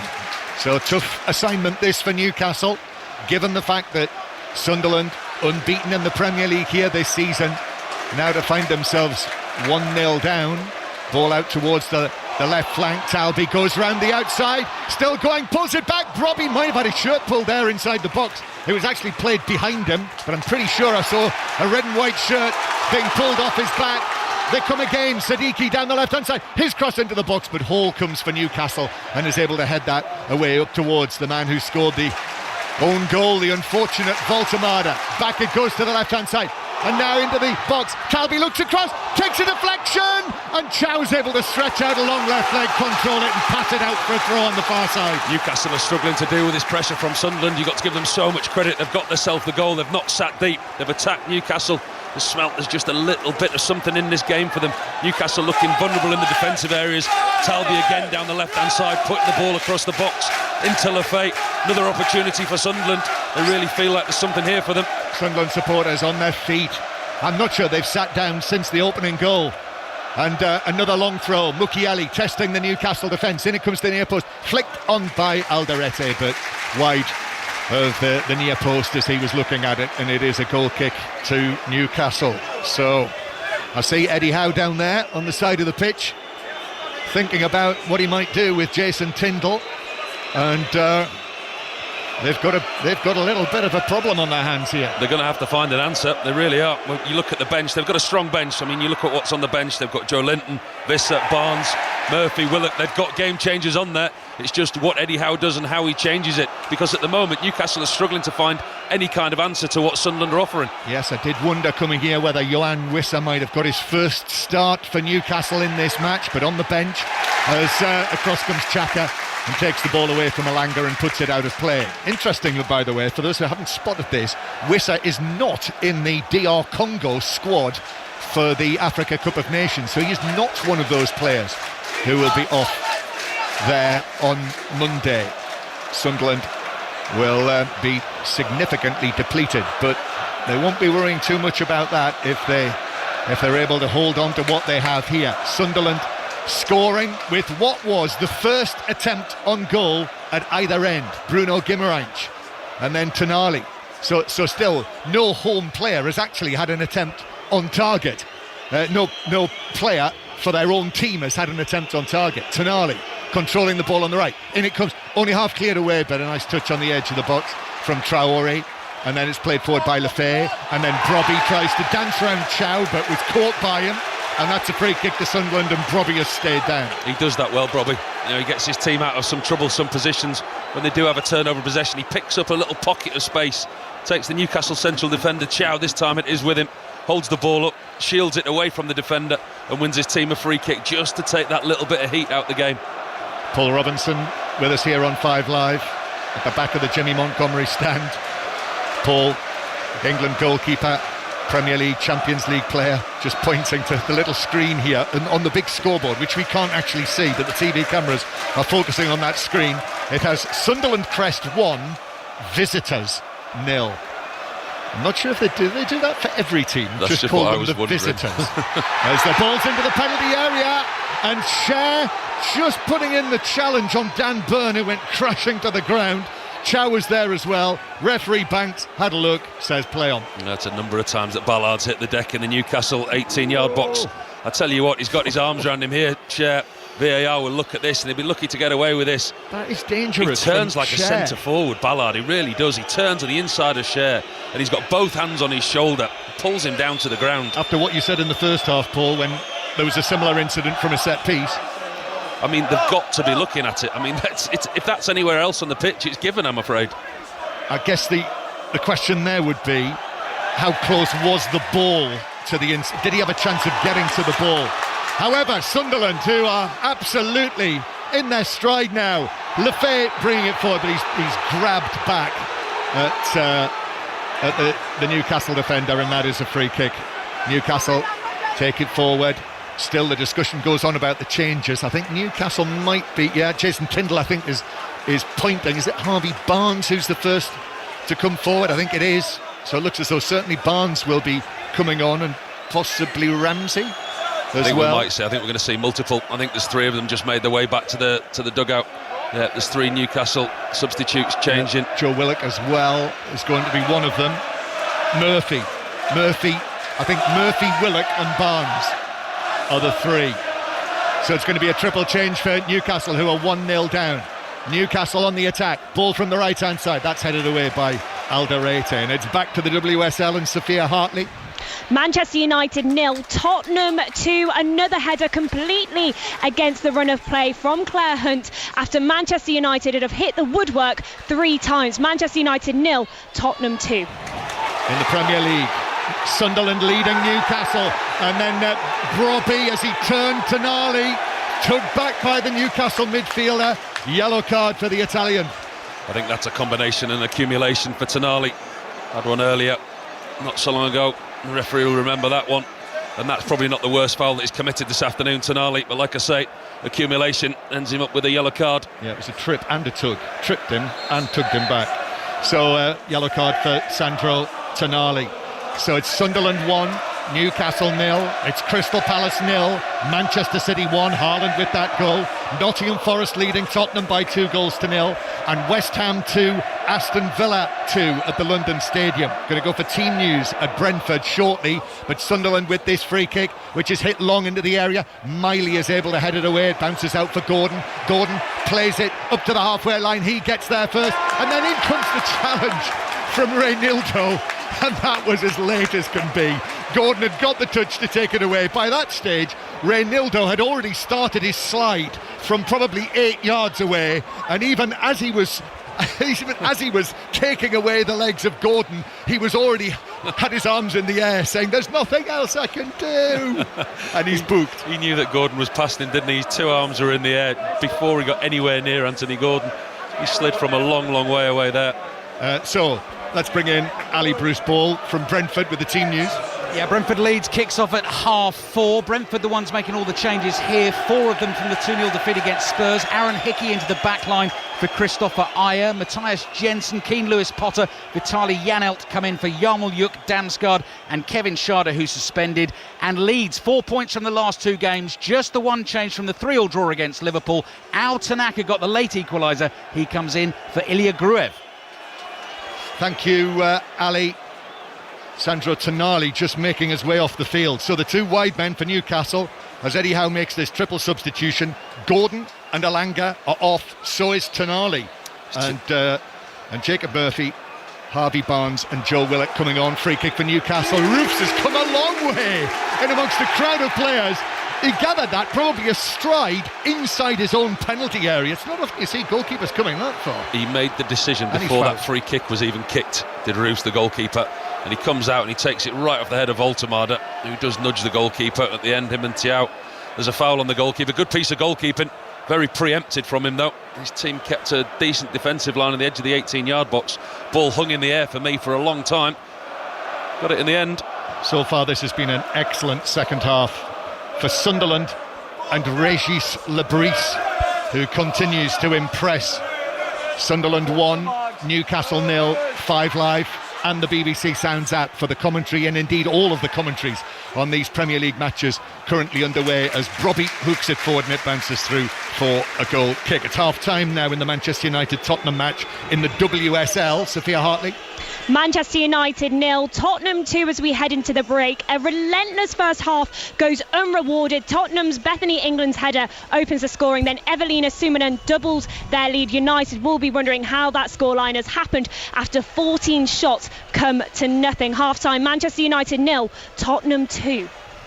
In the one match in the Premiership in Scotland, Kilmarnock have taken the lead. Tyrese John-Jules with that. Aberdeen 0, Kilmarnock 1. We're about 10 minutes away from kick-off in the League Cup final at Hampden.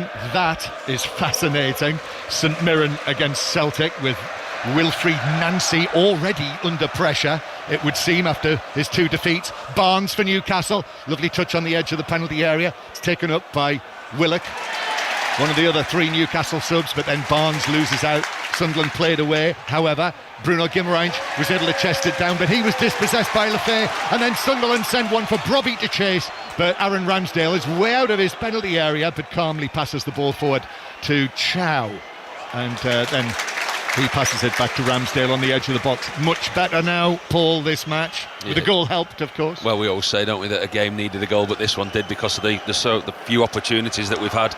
Eddie Howe's made the changes now. Joe Willock will drop into more of a central role in midfield.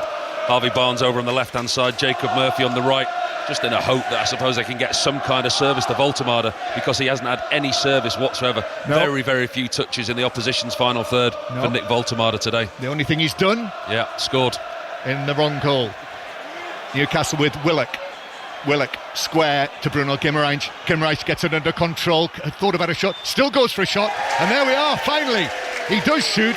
Newcastle had their first attempt on goal in the 62nd minute, and the shot was weak and it was straight at Roofs, who was able to pat it down. And Roofs will be happy if that's where the attempts on goal come from. 20-25 yards on Bruno Guimaraes' left foot. Very weak, easy one for the goalkeeper to handle. Pats it down. And now Lefebvre's pass will just deliver the ball back to Newcastle in Livramento on the edge of the box. So 1-0 to Sunderland. And time running out for the visitors. Here's Chow playing across to Cher. Have to see how Dan Burn is. Newcastle have got the next match in defence of their League Cup title on Wednesday night. Tuesday and Wednesday, 5 Live and Sports Extra, the place to listen to commentary on all of those matches. Newcastle against Fulham on Tuesday night will be at Cardiff against Chelsea. So yes, 5 Live for all that. Tuesday and Wednesday. Monday Night Club tomorrow. I see that Phil Jones is in that this week. Barnes, cross from the left-hand side, but that's over everyone and bounces through to Robin Roofs. So let's nip around the grounds again, these 2 o'clock kickoffs. Rob Law first in Nottingham. And Nottingham Forest 2, Tottenham 0. Thomas Frank has rolled the dice to try and get back into this one. 3 changes: Palhinha, Bergvall and Ben Davies on, Archie Gray, Benton Kerr and Jed Spence off, and Spence visibly frustrated to have been withdrawn. Straight after those changes, Igor Jesus and Amari Hutchinson both went close. Still Forest 2, Spurs 0.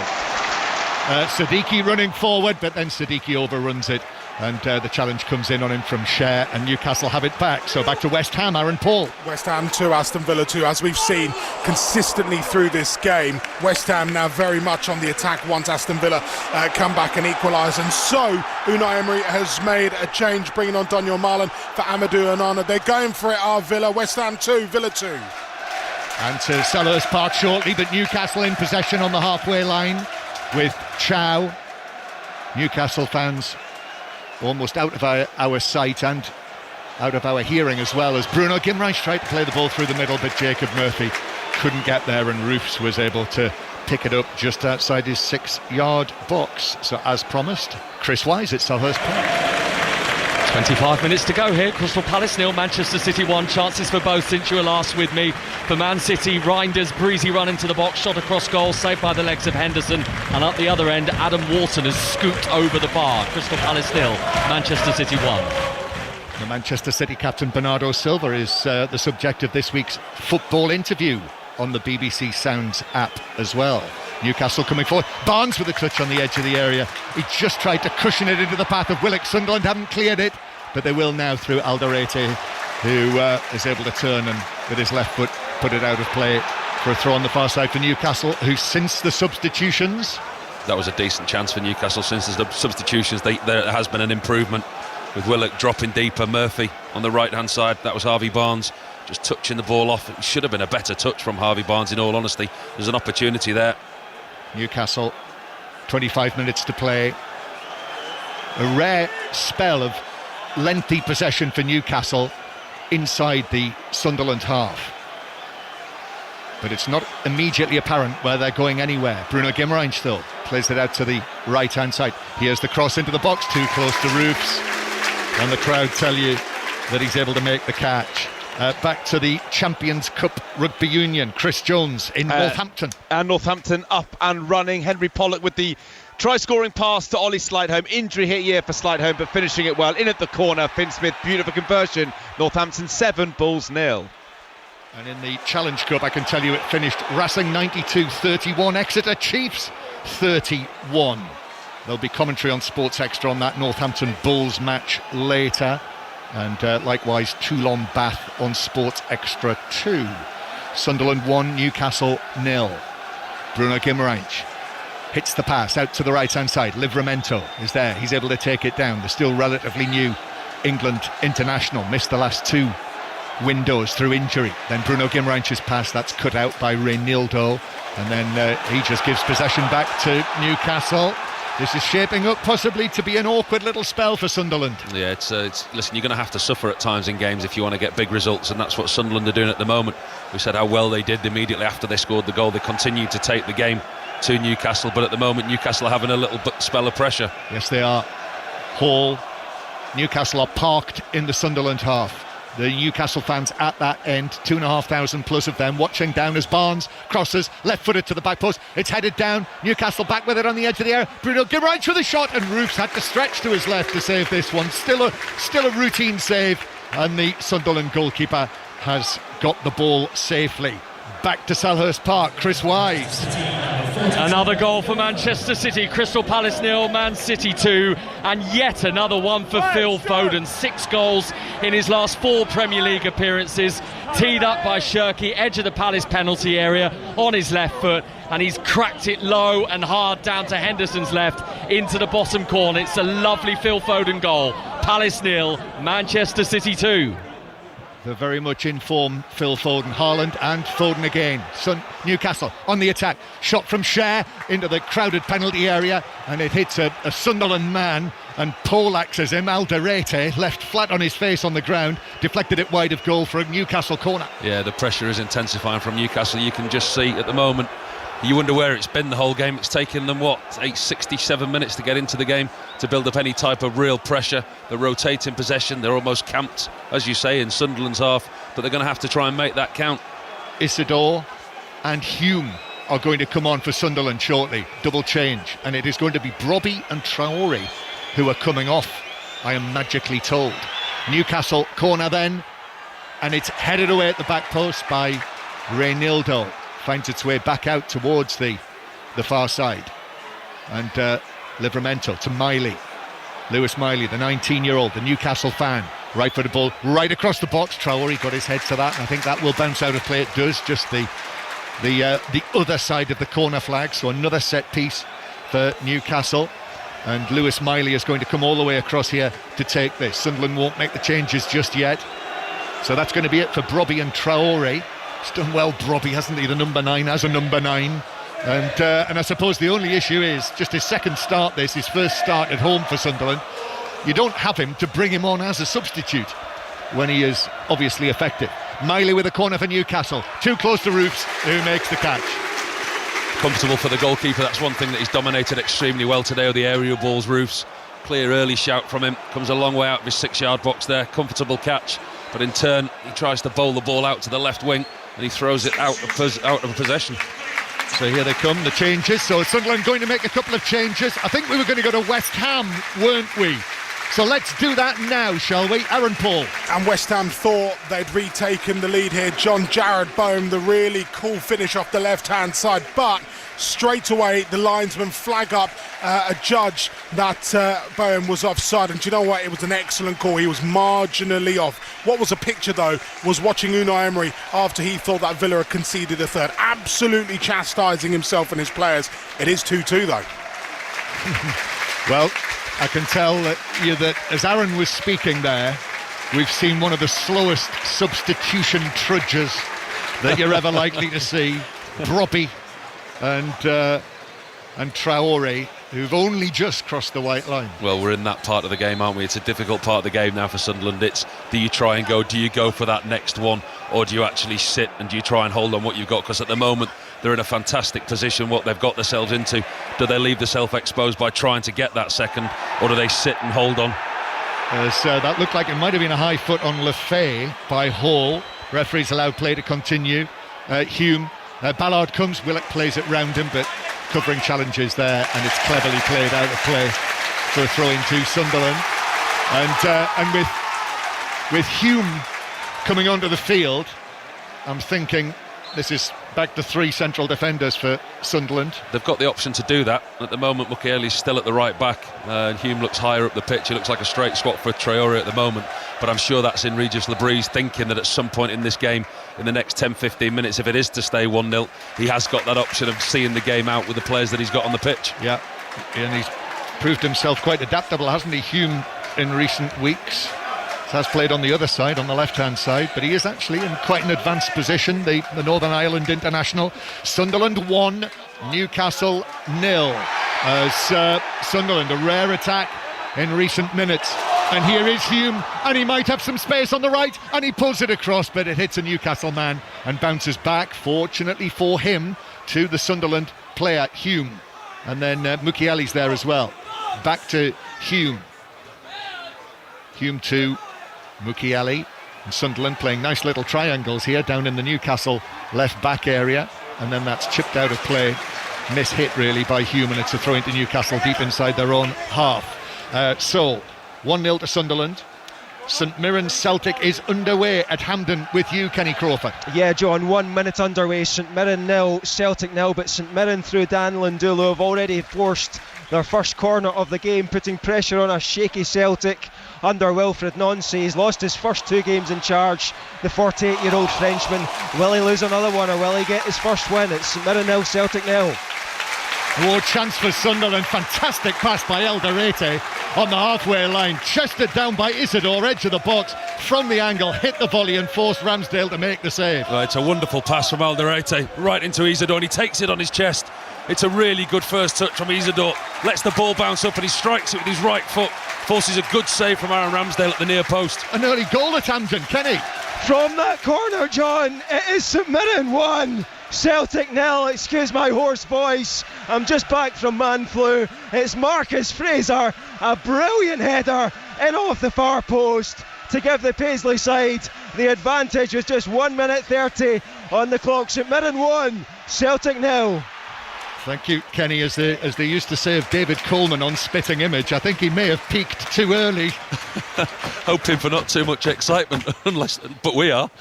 Yeah, so a long way to go for Kenny. Good luck with that. And Wissa is going to come on for Newcastle. Sunderland winning the ball back, Isidore, but as he actually had Mukiele there with him as well, and between them all they did was send the ball forward to Ramsdale. So that's going to be it for Voltemada. So what an introduction to the Newcastle Sunderland derby for Nick Voltemada, his first experience of it. He's not had a chance and he's headed the ball into his own net. Well, he might have scored the winner. He might. Not what Newcastle were thinking of. Willock playing it forward to Voltemada, but he is well dealt with by Ballard, and now Hume, and then Chaka playing the ball back into his own half, into his own box to Alderete. So St Mirren already leading Celtic by 1-0. Sunderland winning 1-0 against Newcastle, and time running out for Eddie Howe and his team. 15 minutes to play or thereabouts. Looks like Manchester City are on the way to victory after Arsenal's late win last night. Manchester City winning 2-0 at Selhurst Park against Crystal Palace. Nottingham Forest likewise, another good win for them, it would appear, barring late goals for Tottenham. Forest winning 2-0, and West Ham 2, Aston Villa 2. And now the Sunderland supporters are enjoying this. Nick Voltemada's number goes up. He scored the only goal, an own goal, and he sprints off the field and disappears under the Perspex roof of the Newcastle United dugout, and he's laughed off the field by the Sunderland supporters. And some of them actually giving him a standing ovation. There's not many Newcastle players that will ever receive that inside this stadium. I mean, it was some header. We're just getting to see the replay again. But Visser will come on. The shape will stay the same for Eddie Howe's team. Visser will come on. He'll be full of running. Been out for such a long time. Be pleasing for him just to get back on the grass. Back to Nottingham Forest. Rob Law. Game, set, match. Nottingham Forest 3, Tottenham 0. Ibrahim Singare, and what a goal from distance.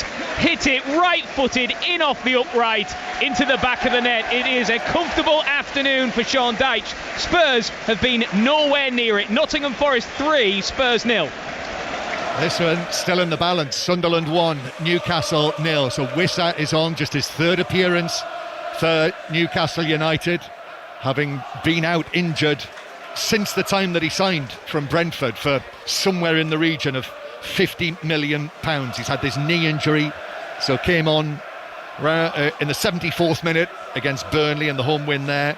Came on very late on in the Champions League against Leverkusen on Wednesday, and now coming on with 15 minutes to play to try and save Newcastle in the derby match, Paul. Haven't really offered much in the second half. They've had a decent spell of possession, had some good corners, some delivery set plays into the box.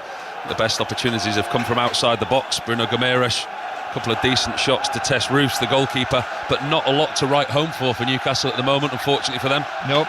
Sunderland unbeaten at home in the Premier League since their return. Newcastle just one win away in the Premier League this season, which you saw when they won convincingly against Everton when you were with Ian, weren't you, for the commentary a couple of weeks ago. Yeah, very different performance to the one today. Yeah, but this has been back to type really this season for Newcastle away from home. However, there is still time.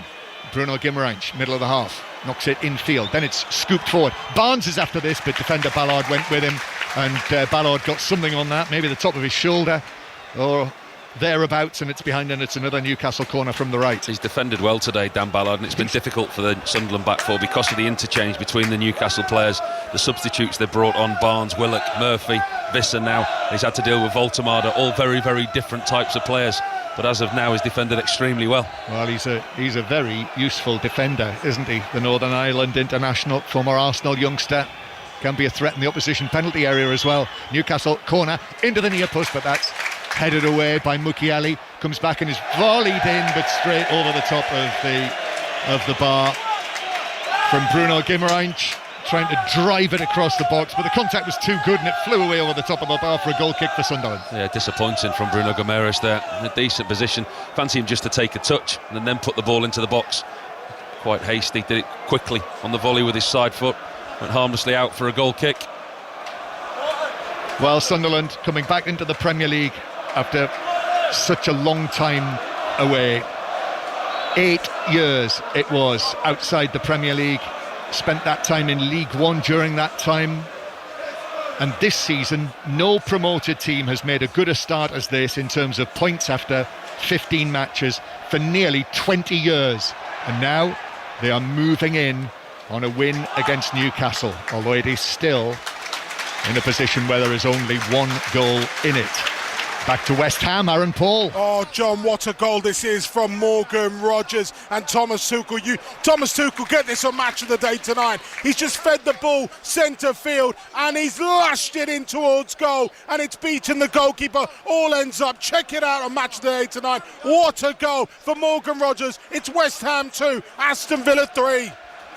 So Villa in front now, had to win it after Arsenal's win last night. Manchester City winning comfortably, it would seem, at Crystal Palace, and they are doing. Not that Thomas Tuchel needs any convincing about Morgan Rogers, though, Paul. I think he's got a plethora of talent, hasn't he? I think he's one of his favourites at the moment, isn't he? Keeping his jersey in the last game.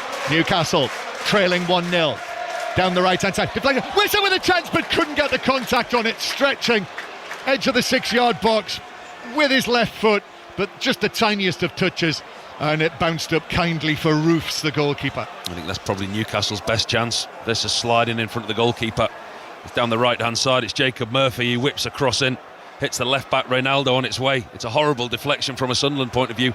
Bounces right on the edge of the 6-yard box. Visser can't get there, and it ends up in the goalkeeper's arms. Sunderland 1, Newcastle 0. 5 Live from the BBC. Ball headed back carefully by Cher to goalkeeper Ramsdale. 10 minutes to play. Another try in the Champions Cup Rugby Union. Chris Jones. It's gone to the Bulls completely against the run of play. Saints attacking, move broke down. Stravino Jacobs, left winger for the Bulls, hacked it clear. Great finish, conversion missed. But Bulls on the board. Northampton 7, Bulls 5. Later score Toulon 10, Bath 13. And Dragons winning 3-0 against Lyon in the Challenge Cup. All latest scores.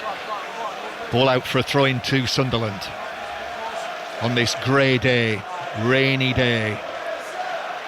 On Weir side, with Mukiele taking the throw up to Isidore, who the home supporters feel was blocked by Chow, but it bounced through to Ramsdale, and Newcastle bring it out from the back again.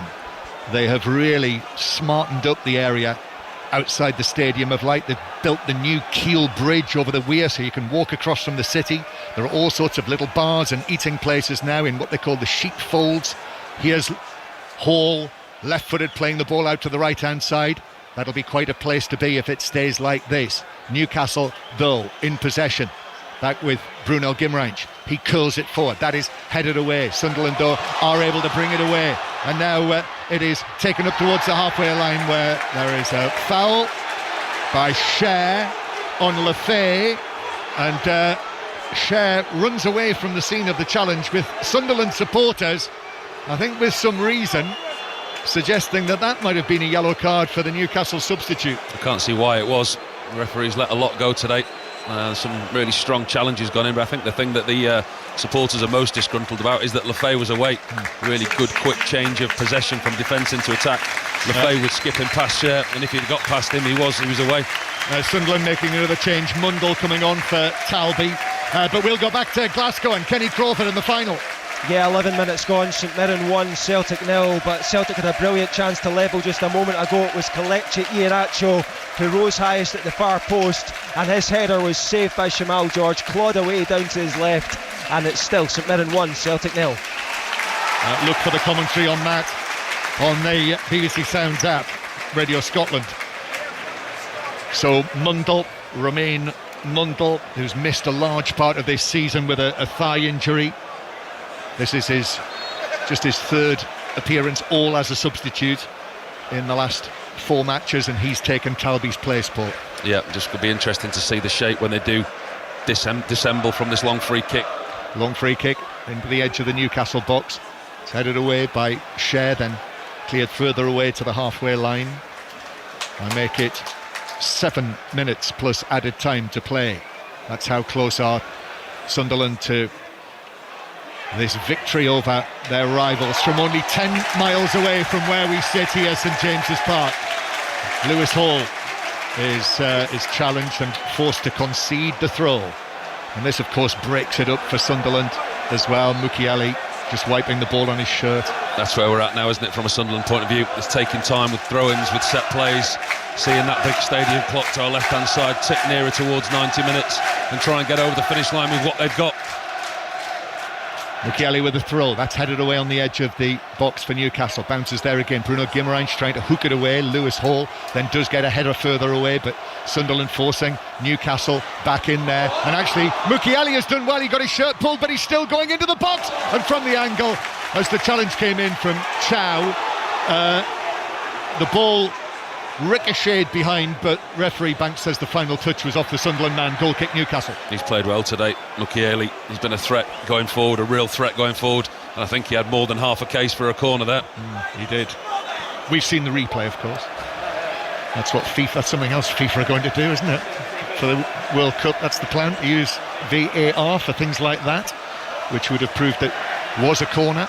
Don't mind that if they can get in and out quickly, VAR. You can see that very quickly. Those are the magic words. Get in and out quickly, VAR.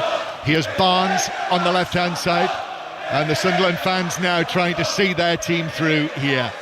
Barnes, square for Newcastle to Jacob Murphy, and then square again. Miley hits the shot, but that's blocked on the edge of the area, and it might just set Sunderland away on a counter-attack. Isidore's taken up the ball, he's in the centre circle, and he passes it way beyond Mundle, and it's all the way through to Ramsdale. What an opportunity that was for Sunderland, and they're the opportunities that they're going to have between now and the end of the game. You get the feeling that Newcastle are going to dominate possession, but those opportunities that Sunderland have on the turnover possession, they were 4-on-3 at one point there.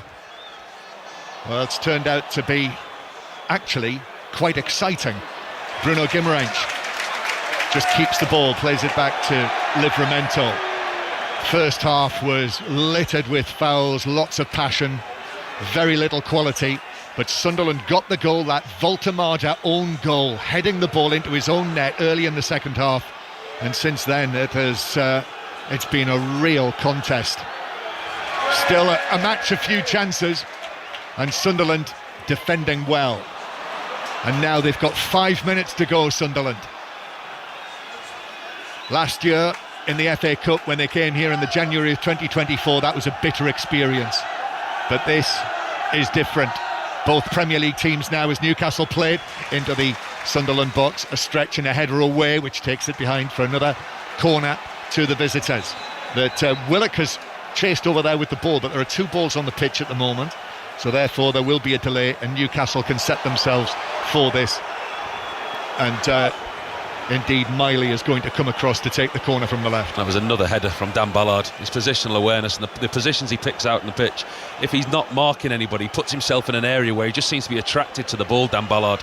Yes, I have a feeling if it stays like this, he'll be a contender for man of the match. The Sunderland defender, Miley, plays it into the edge of the 6-yard box, and a stretch and a header away. Again, it was Ballard, and it's allowed to roll out of play by Jacob Murphy for a throw. Murphy takes the throw back to Livramento.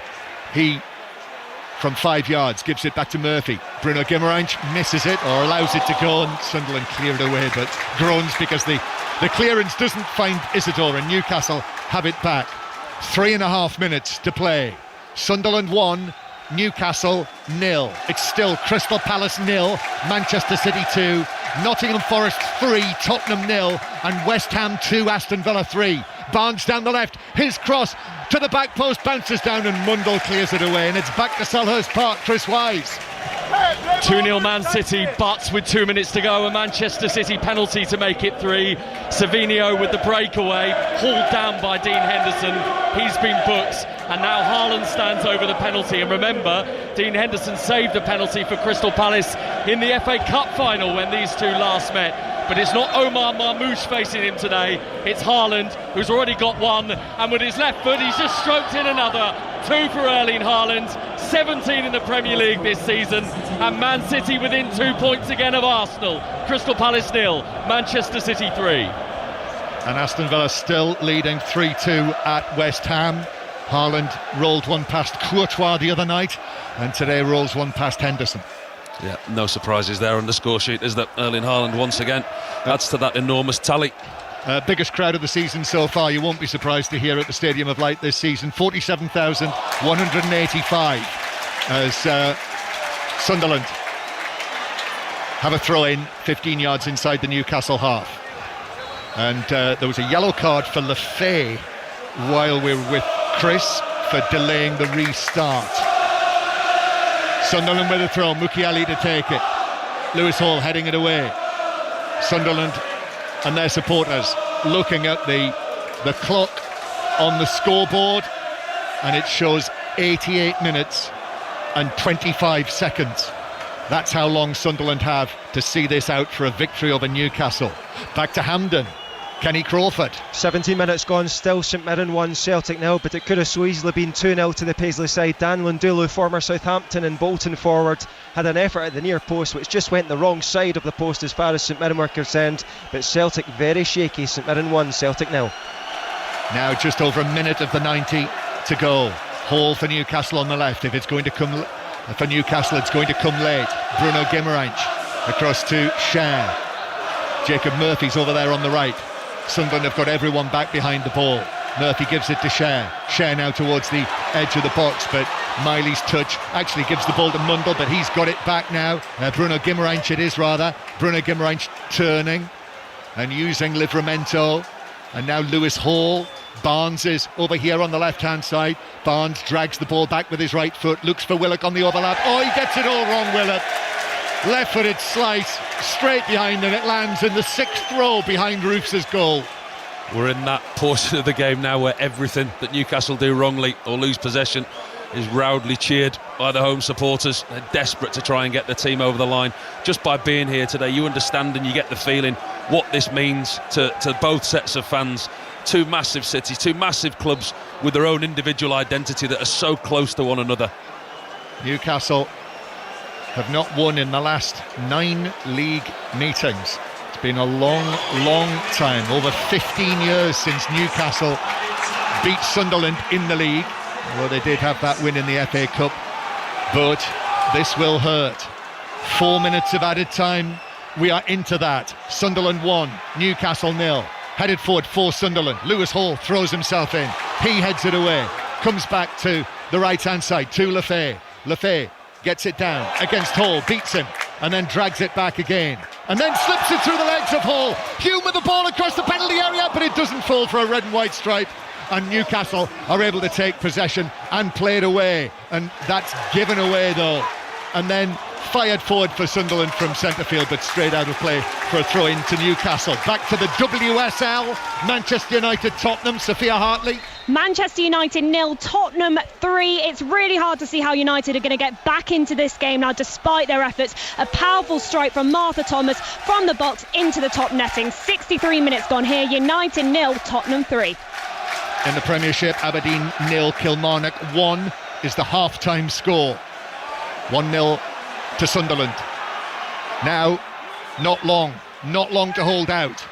Long ball from the halfway line. That's cleared away for Sunderland up to Isator, but Isator can't hold it up and has to explain himself, which he does at length to his teammates. Newcastle start again. It feels like thousands of Sunderland fans are on their feet, just willing to see this out. Newcastle with Murphy on the right-hand side. Murphy, little steps, still going against Mundle. Looks to cross it, but it comes off the Sunderland man, bounces away next to the corner flag. It's a corner for Newcastle. There's a real change of atmosphere inside this stadium. You can just feel the anxiety for those in red and white shirts. Nobody is leaving this stadium. Nobody's trying to get a flyer. Nobody's going off early. Everybody's staying right to the end to see if their team can get this over the line. Lewis Hall will take the corner for Newcastle. We are in the 3rd minute of the 4 of added time. Hall stands 3 strides away. Then left-footed delivery into the 6-yard box. A whole group of players go up, and it takes a touch off a Sunderland head and is volleyed away and then headed further away, but only back to Livramento, who hooks it back into the box. Roofs comes and Roofs claims it, leaping high, and then crashes to the ground, loses the ball. The referee blows his whistle. Chow was involved. Now there's pushing and shoving, and this all serves Sunderland well. This will all take time out of the game.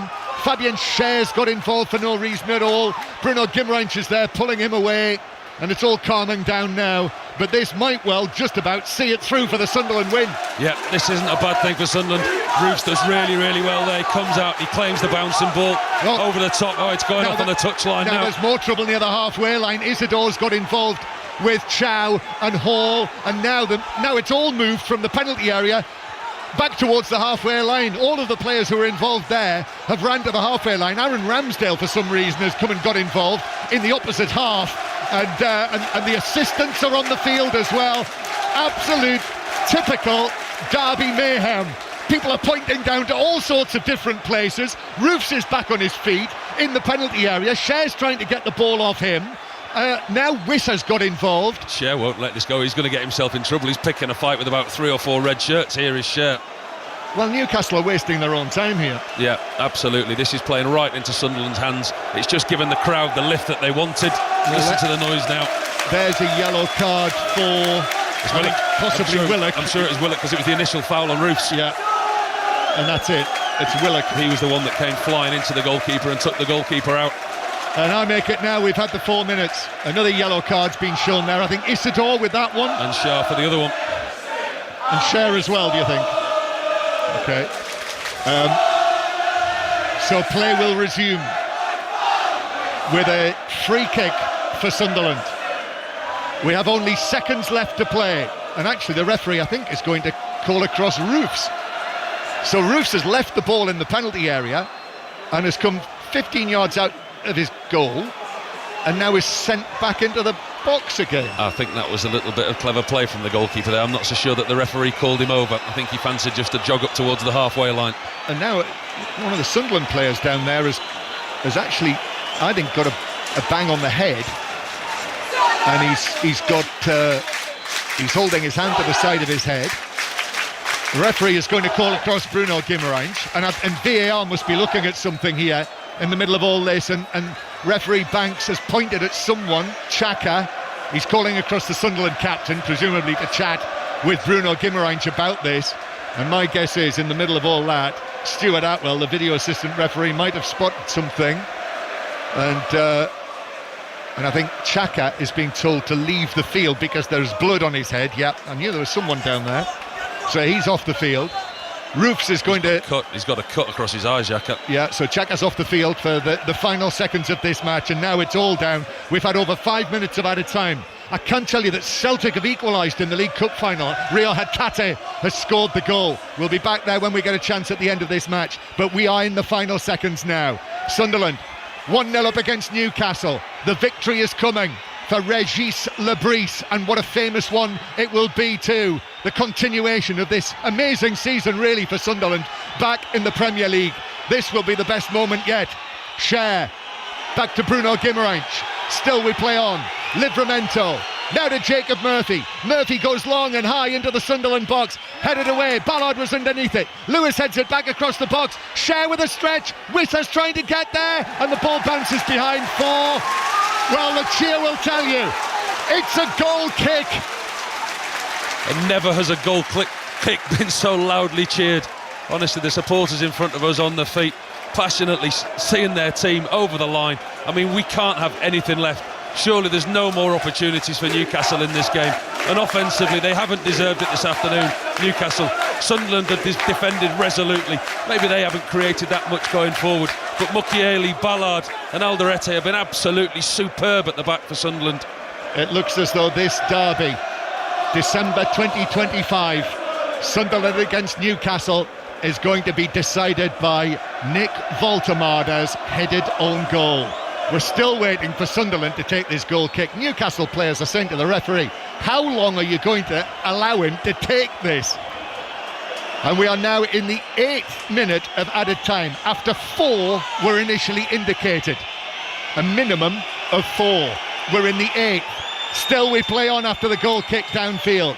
Cher with the challenge centre field. Then Mundle gets his head to the ball. Hume nods it forward. Hall and Hume in together. 50-50 challenge. It's out of play. It was a good challenge as well by Hume. He celebrated it like that own goal. Ramsdale. Well, if there's one more attack, this is surely is it. No, there's not even time for that. Sunderland have won it. And the scenes of celebration on the pitch in red and white and in the stands in front of us as well. This is what they've been waiting for. Back in the Premier League, and they've beaten Newcastle United. What a season it's been, and this is the highlight of it so far. A Voltemada own goal, and Sunderland 1, Newcastle 0 is the final score. Well, we spoke about the atmosphere before the game. This is like nothing else I've seen. We've got a flare on the pitch away to our right. There's people down, the stand's bouncing. It's an absolutely incredible atmosphere. The Sunderland fans have waited so long for this afternoon, this evening. What a result for those in the stadium in red and white. Well, there's plenty of exuberance in front of us. I hope you'll understand their excitement. And the Sunderland players, when the whistle went, arms in the air, punching the air to their supporters. And the Newcastle fans have to sit and watch this, but all around us, dancing in the stands. Last night came that awful news, the such sad news of the death of Gary Rowell, who himself left such an imprint on Newcastle Sunderland derbies, and they've done him proud here. It's not been pretty. It was won by an own goal, but they won't forget this in a hurry. They don't care how they've won this game. They will not remember how they've won this game at all. They don't care. The 3 points are theirs, the bragging rights are theirs, the passion and the pride that's involved in this game. People who didn't understand what this game means in the North East, this has certainly put the North East back on the world map of football today. Nobody in a red and white shirt is leaving this stadium. Well, they're going to enjoy singing this anthem here, the Sunderland supporters. Newcastle are left in the bottom half of the Premier League. For Sunderland, this is the first time Sunderland have won 4 home league matches in a row against Newcastle. It's been a long wait, but as the Newcastle players are booed off and disappear down the tunnel, it's been Sunderland's day. That's absolutely certain. What a day for them and Régis Lebris. Sunderland 1, Newcastle 0.